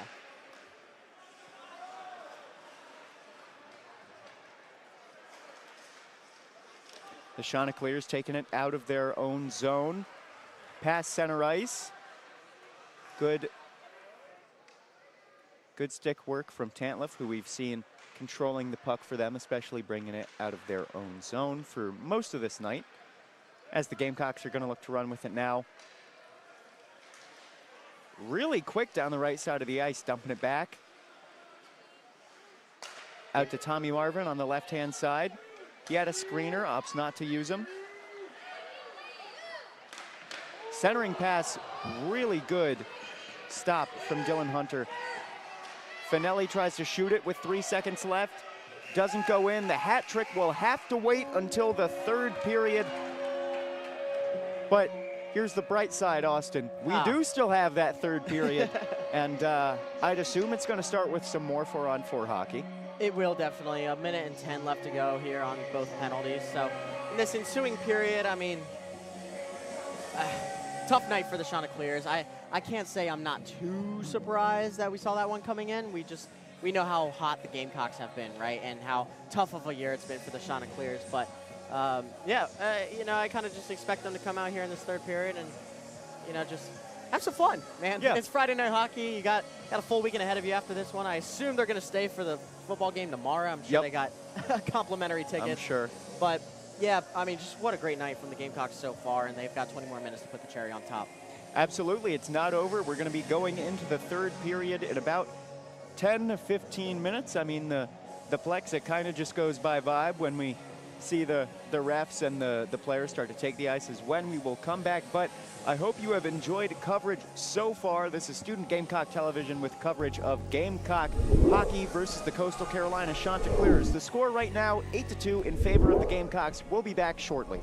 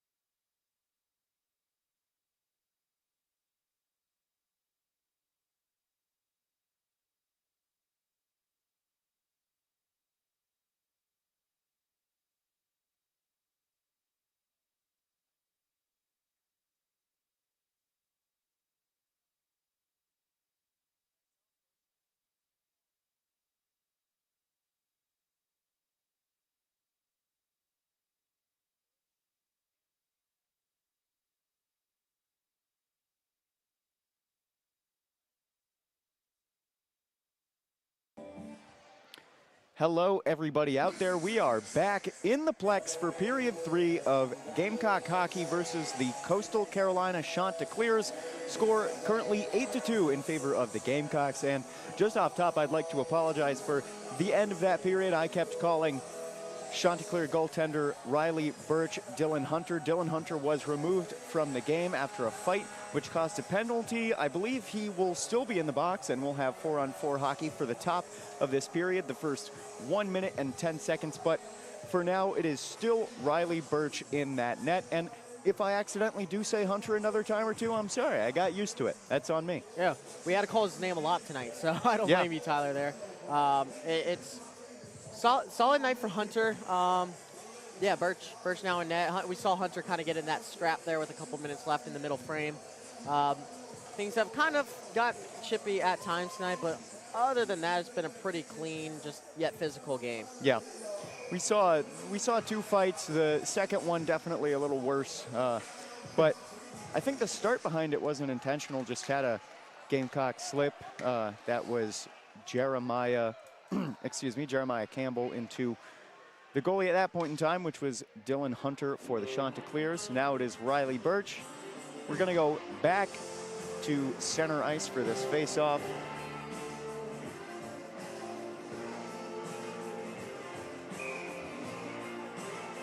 Yeah, I was looking down at my notes, but it looked like it was just like a faulty draw. Yeah. No, not quite sure what happened there, but not anything of note. Chanticleers pushing up the left side, have the centering pass. Good stop. We saw the Chanticleers strike early there in the second period, not even a full minute in, and like just right there, 20 seconds later, they have 20 seconds into this third period, they have another good opportunity. That was Mateo Marchese, who got into the passing lane, broke it up. He started on this as one of the defensemen, but I feel like we haven't called his name too much until now, but he's one of those guys who is, I don't want to say unsung, but he's unspoken. He works quietly. He walks quietly, but with a big stick, you could say. Yeah, I agree with you, Tyler. As we get a penalty on Roman Berger there, a slash. 6 foot, 205-pound junior from Littleton, Colorado. I would not want to take a slash from that man, but yeah, you'll be feeling that tomorrow. now the Chants find themselves in another precarious situation as we've got 4-on-3 hockey in favor of the Gamecocks. That puck went into the crowd. Somebody was hit but not hurt, just a little startled. These boards are not extremely tall here at the Plex, and you are close to the action, so get ready to be in the splash zone if you do come and visit us, which I hope you do. It's a great environment here. Chanticleers looking to dig it out, really establish that forecheck like the Gamecocks did to start. And back up the blue line. Despite the blowout, a lot of fans still here in attendance at the Plex. Ben Riccitelli's shot stuffed by Riley Birch. First time we've called his name tonight, Tyler. Yes, it is. It seems as though some of the seniors have been getting a little bit of rest. That shot goes right off the pole. David DuBois just hits the right side post next to Birch's stick. A couple good saves for Birch off the pads to start it. Yeah, he's had a good start to this final 20 minutes here. Offense continuing to put on pressure from the Gamecocks here despite whoever's in goal. Oh. And it seems like it doesn't matter who's in goal for the Chanticleers. The South Carolina Gamecocks just keep on scoring at will. This time, the goal, I believe, made by another person who has not touched net today. I'm not quite sure who got that in. Was that, I think, Marchese. It was either Colin Reed or Marchese. I couldn't tell. Neither one too excited about the goal. Yeah. kind of just threw it at the net there. Kind of falls in between the arm, maybe off the back of Riley Birch. Just couldn't get a full. I feel like his full body in front of it. I feel like that's what a lot of Gamecock goals have looked like tonight, especially to start it off.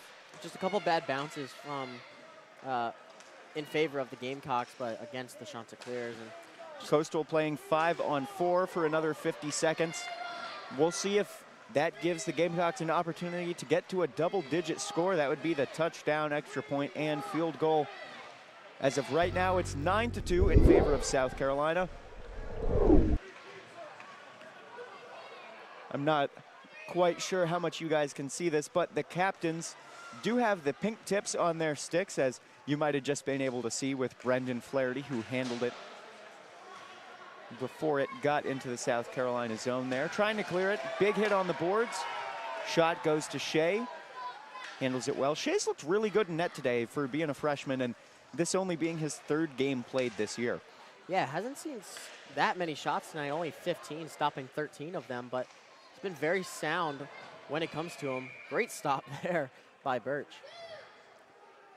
Yeah, like I said earlier, I don't want to say I don't know how much Coastal's goalie matters now, because obviously if you put no one back there, then the bleeding isn't going to stop. But do you think that they even plan on pulling goalie if it still looks like this closer to the 5-minute mark, or do you just go home head hung? No, I don't think so. I think the Chanticleers' biggest concern right now is making sure the Gamecocks don't get to double digits. Yeah. Yeah, and like we said later in that second period as well, I mean, it's not going to make a difference whether 8 goals are put up or 15. I mean, Chanticleers want to be on offense here as much as possible. And honestly, if I'm the Chanticleers, I want to give the young guys a lot of reps here in the third, just see what you're working with and kind of regroup or practice this, well, probably this following week since it's Thanksgiving next week. Definitely. I don't know about the Chanticleers schedule, but I know that the Gamecocks are off until the middle of January. I'd assume that these guys in the teal are as well. Yeah, the next game for the Gamecocks won't be here. It'll be at the Publix Classic on January 16th and 17th.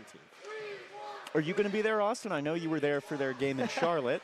We'll see. We'll see. I found out about a week and a half before the Charlotte game, so still a long ways out until January 16th, but I'd love to be there. And I wanted to say thank you to Brendan Flaherty and everyone at SGTV, including Flugrath, for thinking of me and sending me to the Outdoor Classic. My hometown is in Charlotte, so to call a game there on ESPN was very cool, very great experience. So just extremely blessed and grateful for those guys. And it was a great game nonetheless as well. 4-3 in overtime. Gamecocks came out on top.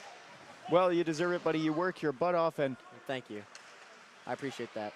And I mean, yeah, that's all I've got to say. It's always a pleasure calling games with you. Tommy Marvin, centering pass gets blocked, scooped up by Birch. I feel like Marvin has had a lot of offensive threats, but he hasn't been able to get that first point on the day. Yeah. Kind of an Energizer bunny who hasn't scored as much or gotten as many points as he did last year, but still as effective as ever. Yeah, and a great play there by Marvin. He kind of got tangled, or he tried to dish it across. It got tangled up in a Chanticleer defenseman, but then he got his own loose puck and had a chance on goal there. Dangerous situation, Colin Reed. The net got knocked off the moorings, and then someone sent the puck flying out into the stands. I wonder what the refs are going to call here. I think they're just not sure what happened there. I kind of looked away once the net came off its post, but yeah, that puck went flying into the stands. That got into like the third or fourth row. It after the whistle, somebody knocked the puck out of bounds. I don't know who it was or which team. Yeah, I don't know if Coastal was just trying to clear the puck as well, and it went off a Gamecock stick who was trying to like poke away the rebound. Yeah. And the puck just went away. Almost a beautiful goal opportunity for Colin Reed. Could not quite get it in. As a line change coming for the Chants, who look to capitalize in their offensive zone. Good stop by Mason Shea. And the attempt off the rebound is no good. Two great saves there. Gets back across the crease. Chanticleers applying a little bit of pressure here in the third. That's Reed with it again. Gets it past the neutral zone. The Chants are going to have to try to find a way to get this up the ice. They do not. Settling in now are the Gamecocks as the puck takes a trip around the back of the net.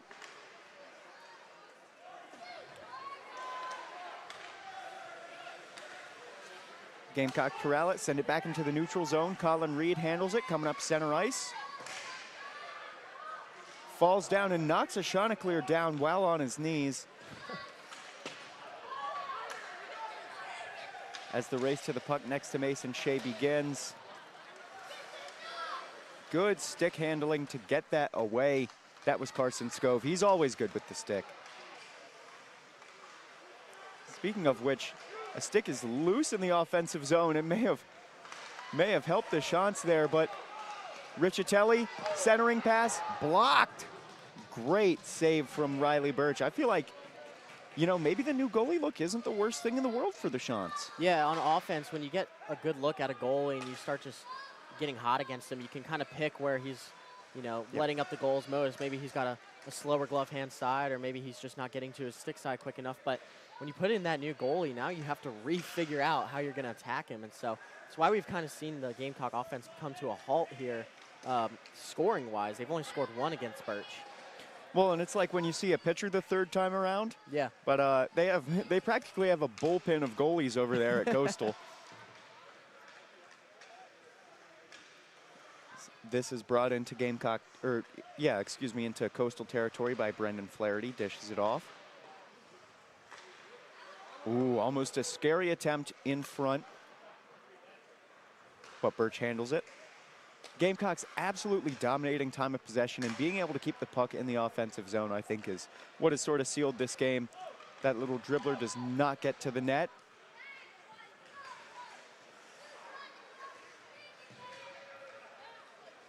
Puck behind Birch now, being corralled by a fellow Coastal skater. So we've got penalties coming.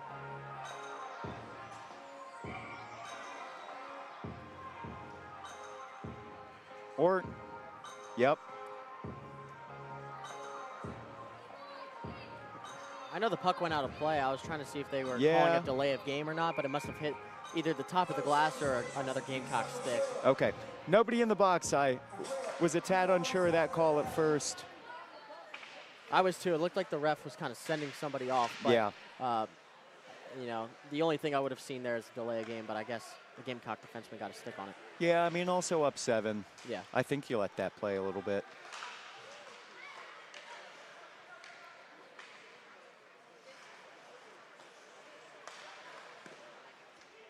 Good shot from the center for Aiden Dunphy. Blocked by those defensemen, who I think have been getting a lot more into this game for Coastal. They've also been a help to Birch, where I feel like Hunter at the start maybe didn't have as calibrated of a defense in front of him. Yeah, if the Gamecocks score 1 more, they might score as much as the Gamecock football team has done on offense this year, average-wise. Oh, man. Which says a lot about both squads, and yep. 1 negative and 1 positive, but take that as you please. 11:45 left in the third. An attempt in front of the Gamecock net is no good. Another slap shot stolen by Mason Shea. He's been especially good on those long shots. Yeah, and I want to touch on Aiden Dunphy there. Great play. I mean, puck was loose on that right side. I don't think Shea was going to be able to get across, and they had a Chanticleer breathing down his neck, but instead of kind of fiddling or handling the puck and trying to make something happen, he just plays it out off the end boards and tries to clear the zone, and does a successful job doing so. And we talked earlier about Shea coming out of the net for loose pucks, as he did there, but gets another shin pad save.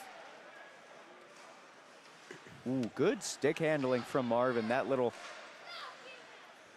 fake run, and then he hit the spin move on him to keep possession. Ooh.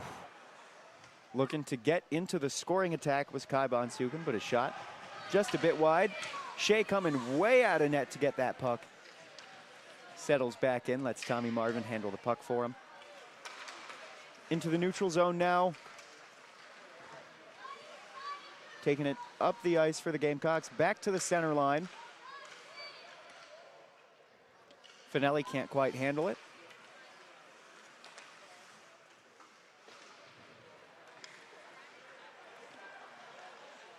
I thought we were going to see a shot attempt there, but Birch just stares down the Gamecock.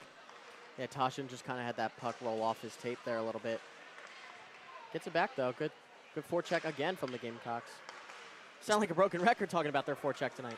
Yeah, I mean, that really was the dominating factor, especially early in this game. as, are we really going to fight again? What a night from Nico Tajin, though. I mean, I just mentioned the puck rolling off his stick there, but, I mean, 2 goals tonight so far, and then stops the breakaway there and actually lays the guy out laid on the Ethan hit. Garneau. Laid the hit on Garneau, who had almost a one-on-one, and then Tajin, like a heat-seeking missile, came from behind. Maybe we should suit him up at a linebacker or safety. Lord knows we could use him. And this Gamecock roster has some pretty big guys. You got Newnham at 6'2". You got Lucas Van Molen at 6'4". Haven't seen much of him tonight, but I think Riccitelli's pretty big. Riccitelli's very big, 6'4" as well. Colin Reed tries to navigate with a loose stick being thrown in front of him. We've got a Coastal Carolina shunt down on the boards further down the ice. Yeah, delayed call coming up here. I mean, not sure who it was on the Chanticleer side of things, but he just launched a Gamecock offense stick. And the Gamecocks do not have a goalie right now.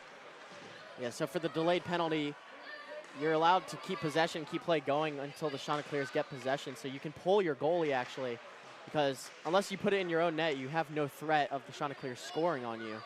So you get that extra attacker early. Exactly, and it looks like they've brought out some of the big guns now. A lot of pink tips on the ice. Another whistle coming. We're going to see a face-off. So yeah, Chanticleers touch up there and finally get possession, and headed to the box is number 29 for the Chanticleers. There we go, Devin Mallon. And so 5-on-4 for South Carolina. Only their second power play of the night. They're 0 for 1. Coastal Carolina has had 2 of their own. We've seen a lot of 4-on-4 hockey tonight, though, Tyler. We've seen a lot of 4-on-4s in terms of power plays. The Gamecocks haven't really needed one, but they've capitalized on them. We saw 1 power play goal from the Gamecocks, none from the Chants, unfortunately. I thought that back when it was a 4-point game, 6-2, that maybe that power play for the Chants could bring it to 6-3. But that is not the case. They still have 2 goals, facing a 7-point deficit. The Gamecocks have 9. 8:47 left in the 3rd period. Pretty dominant the whole game for the Gamecocks, so this home crowd, I'm sure, is excited about that. Cleared all the way back down for the Chants. Jim Mason Shea, who plays it with the stick. What I love about hockey is, like, no one's trying to stat pad here tonight. No. Everyone's making that extra pass, maybe even a second one, just trying to share the wealth. I mean, we've seen, let me count, 1, 2, 3, 4, 5 or 6 different players hit the score sheet tonight with goals. Yeah, I think one thing, too, is the Gamecocks just knowing that they don't necessarily have to score. So if they can take time off the game that doesn't lead to a stoppage of play, they might do it, as Riccitelli's shot gets caught in the middle, but he is the last man back to go and get the puck.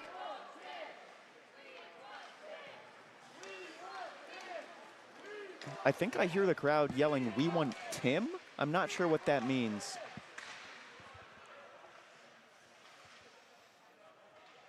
Who is Tim? Not sure, but I do know that Ben Riccitelli has the puck now on the left side of Birch. He comes back to the middle, center of the blue line, takes the shot, knocked away. The shots circle that around the boards.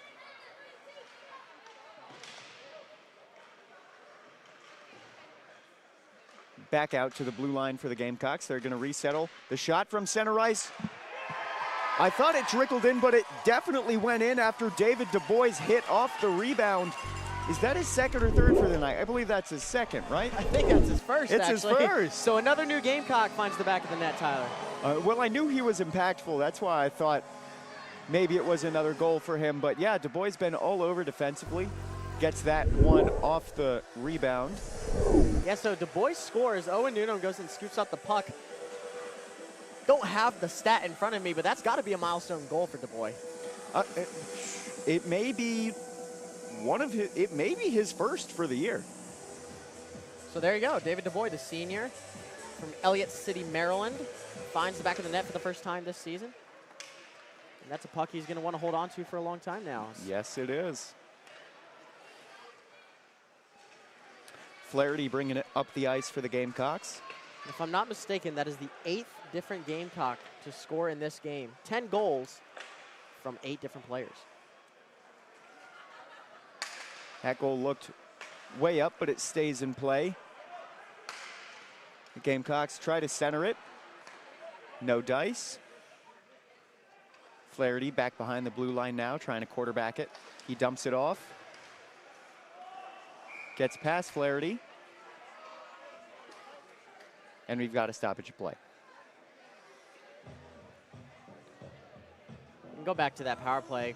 Gamecocks now 1 for 2 on the night. I think he scored with about 15, maybe 10 seconds left. So a minute and 50, give or take, of power play time, and I think a minute and 35 of that was spent in the Coastal Carolina zone. So great, great effective power play for the Gamecocks.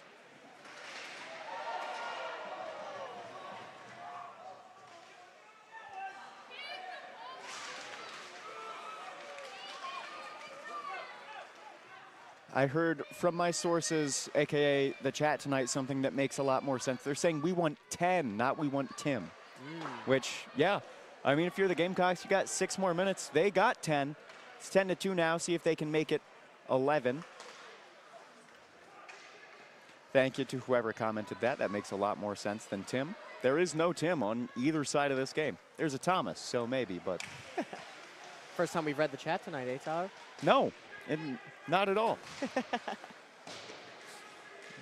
We appreciate you guys being very active. I mean, as always, this is completely student-led. I mean, us commentators, the camera people all behind us are all students just looking to get our craft going. So we're glad if you enjoy our product, and if you don't, you're still watching. And we try and be as professional as we can. Oh, I mean, absolutely. It's a Friday night in Irmo, South Carolina. Wouldn't want to be anywhere but the Plex, Tyler. No, I would not, as our old host Spencer Ball used to say, sunny Irmo, no matter what the weather was. Wow, really good defense out of Birch there. There were probably about 7 or 8 shot attempts just trying to flick it in off the rebound, but he keeps his pads on the ground, gets his hands on it, snuffs it. 5 minutes left in the third period, 10-2 Austin. The Chanticleers, they got a chance, right? No. Oh, okay. Well, fair. They have a chance to have fun. You Yeah. know, they get to go to 5 points this weekend maybe, have some fun there, get some good bites to eat. But, you know, honestly, you know, I mentioned it earlier. Coastal Carolina's got a very beautiful college town right near Myrtle Beach, out there in Conway, South Carolina. So they've got the Broadway and everything. But yeah, it just the bright lights here at the Plex in favor of the Gamecocks here tonight. And I was expecting a little bit of a closer game, to be honest with you. Mm-hmm. Yeah, I agree. It just, I mean, this is probably one of the better games the Gamecocks have played all year. Very disciplined. Only 2 penalties against them tonight. Offense looked amazing, as given the 10 goals. Yep. And just, as well as the defense, man. Talk about Mason Shea has had a great night as well. Now has 17 saves on the night and 19 shots. Chanticleers have an offensive look. Centering pass goes off a skate. The Gamecocks, Tommy Marvin with it now. Kicks it around the boards to number 13. Nope, now to number 18. That's Carson Sco bringing it up. Passes it to the left side, and that puck is out of play. For those asking in the chat, we did abandon the tripod at this situation we have up here in the Plex, this little attic we have, this glorified attic that we film out of. There's a really weird lip in the wall that makes it hard to see the far corner, the side that the Chanticleers goal is currently on. So, you know, for the sake of safety of the camera, we've opted to go a little more mobile. Sorry if it's a little less steady of a shot. Once again, student run. Once again, student run. Puck gets in front of the Coastal net, taken up now by the Chants. To Mason Shea behind his own net. And they call icing even though Shea played it?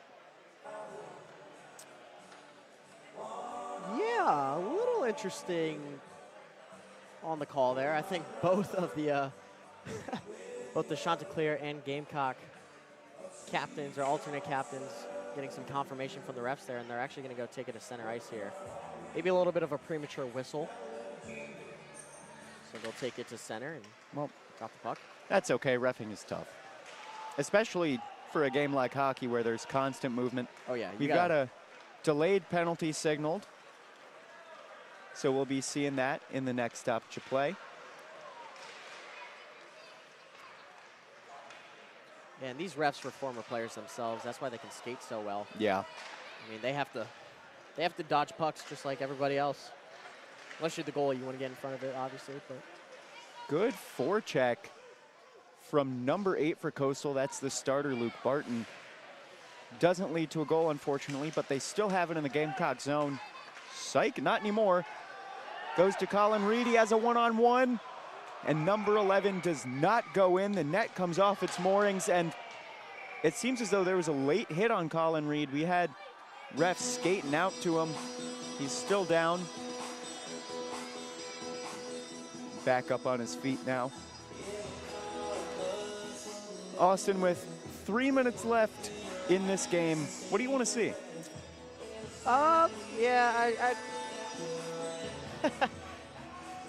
there's not much we haven't seen tonight from the Gamecocks. I mean, they've just, like I just mentioned a few minutes ago, their offense was amazing. The patience, the poise, you know, defensively, just, you know, putting stick on puck and getting physical in their defensive zone, making it easier for Mason Shea to go about his night. And then in the neutral zone, just being physical and yet disciplined. Great night for the Gamecocks overall. And not even a terrible night from Coastal Carolina. It just looked like they were chasing the puck the entire 60 minutes this game. And they showed flashes of real opportunity on offense and even sometimes on defense with, you know, Hunter making some great saves, or maybe Birch. He's made a couple great saves. He's already at 10 as well. So, and that's just in about a period and change of play. So great night for the Gamecocks. Good night for some of the Coastal Carolina guys. But this ice was tilted from the start, pretty much, Tyler. Absolutely. We talked about what home court advantage could mean for the Gamecocks, and right now it means 10-2 with 2:10 left. Another save for Shea. The puck hasn't gotten to him as much as it's gotten to the Coastal net, but still played really well. That shot gone wide.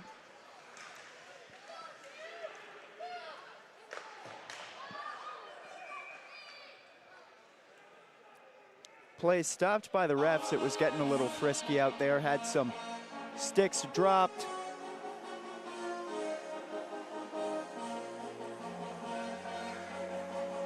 Having some talks. They're throwing number 16, Mateo Marchese.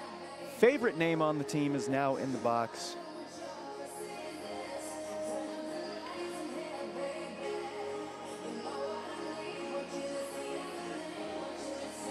And now let's see if the Chanticleers can cut this lead down a little bit with the power play. They've got, for the whole rest of the game, they've got the power play. Yeah, and honestly, this is good news for the Chanticleers. You get one more look at your power play. You get a little something on film here that you can use in practice the next couple weeks. And, you know, just one more opportunity to hone your craft, because we've talked about how important special teams are. So one more look at them here, and we'll see what they can come up with. And you asked me, what do you want to see the rest of the game? I want to see another Chanticleers goal. I want them to go home content with how they played. You know, they played fast, they played physical, and again, the Gamecocks were just all over them tonight. But, you know, Coastal Carolina's not a dislikable team. No team really is. No. Except for that team upstate, if you're a Gamecock fan. The orange one? The orange and purple one, yeah. Tiger Burn was this past weekend, or this past week on Wednesday. It was great. I was there. Were you? Yeah. Nice. It lit up a lot faster than past Tigers. You know, I was there last year, and it took a while to light up. But this one looked like, especially with the fireworks, too, it looked great. Rivalry week is in full swing. It is in full swing. Do you know who the Chants are playing next weekend for football? I do not, to be honest with you. But I do know they're bowl eligible, and I want to give a shout-out to Tad Hudson, the quarterback of that team. Played baseball with him growing up, so hope to see him on the field there tomorrow. Yeah, well, shout out Tad Hudson, and thank you from Austin. You got a line change coming for the Chants, and a couple new people in for the Gamecocks too, as we've got 1:08 left in this game. And if this isn't, sorry. No, you go ahead, Austin. If this isn't kind of indicative of how this game's gone, 42 seconds taken off this power play already, and I think the Gamecocks have had the puck more than the Chanticleers have. And Yeah. we've had more faceoffs in the Chanticleers zone as well. So just Well, even in tighter games, the Cox are really good on the kill. they are. They are. And I think that has to do with how quickly their defensemen get in front of their tendy. I mean, that play by Coscignano was, he dug it out, got the puck free to kill even more time. To the blue line now for the Chants. It's number 7, Tantliff with the shot, blocked by Shea. Good save. Puck goes all the way down, played by Birch.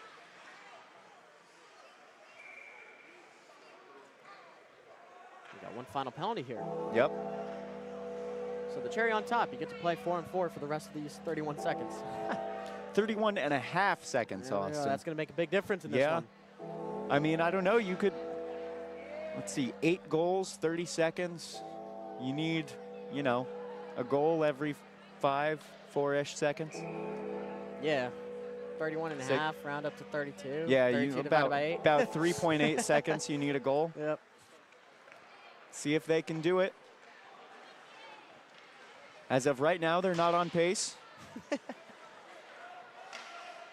Shea comes out to the red line, plays the puck as he has all night. Just a little stalling behind the blue line. Gamecocks bringing it up, maybe trying to look for 11, but I doubt it with 10 seconds left. A little slip and fall from George Clavin trying to corral it. That shot to Mason Shea is saved for his last one of the game. 10-2 go the Gamecocks as they move to 8-3-1. They're now on a 3-game win streak, at least a 3-game win streak.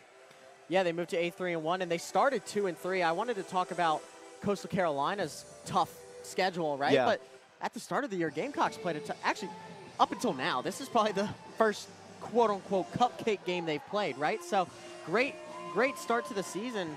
Even going 2-3, they got to hit the ground running hard. And first year in the ACHA, they had to play tough teams, right? It's a tough transition for them as well. Coach Serwa talked about how difficult it's been transitioning because scheduling has been tough for them. You know, going from AAU to ACHA, they have to make on-the-fly scheduling adjustments. And so, you know, normally they have 4 or 5 more games under their belt by now, but very impressive turnaround this season. You know, starting 2-3, now 8-3-1. Very, very impressive from the Gamecocks this season, and very impressive showing tonight as well. Well, and for the Chants, they're still winless on the year. Yep. But, you know, it can never be too late. I doubt that their playoff hopes look fantastic as we're kind of getting towards the end of the season. The Gamecocks will be back January 16th. That's the next time they play. Not at here, though, right? Where do they play, Austin? They're at the Publix Classic. I'm a little unsure Geographically, where they're we're not, playing. Yeah, we're but not quite sure where that is yeah, but it looks like geographically. they're going to get a couple games under their belt there as well. Kind of kick off the new year there, a couple weeks after January 1st. So excited for the rest of the season. A couple guys will be going abroad. I know Owen Noonan, this was his last game for the Gamecocks here this season. He'll be back next year. He's just a junior. But, yeah, I mean, some more adjustments going to have to be made by the Gamecocks roster-wise. And it's something they're not unused to. You know, they lost a lot of guys after last year, had to face a lot of new challenges this year, and that also probably played into the 2-3 start, just trying to figure out pairings for Coach Serwa's lineup. But a few years ago for the AAU National Championship, the first one that ever went to a College Hockey South team, the first one in the South that these Cox won, they started pretty rough too. Yeah. I think they were around 500 after 6 or 7 games. I can't believe I just said that on camera.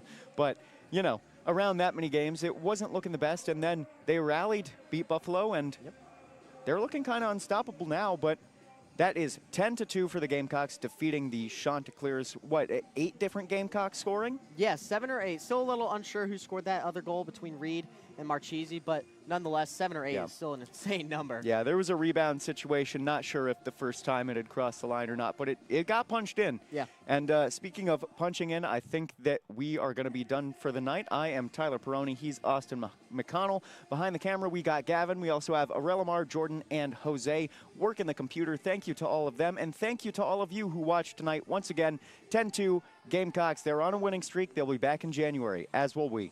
We'll see ya.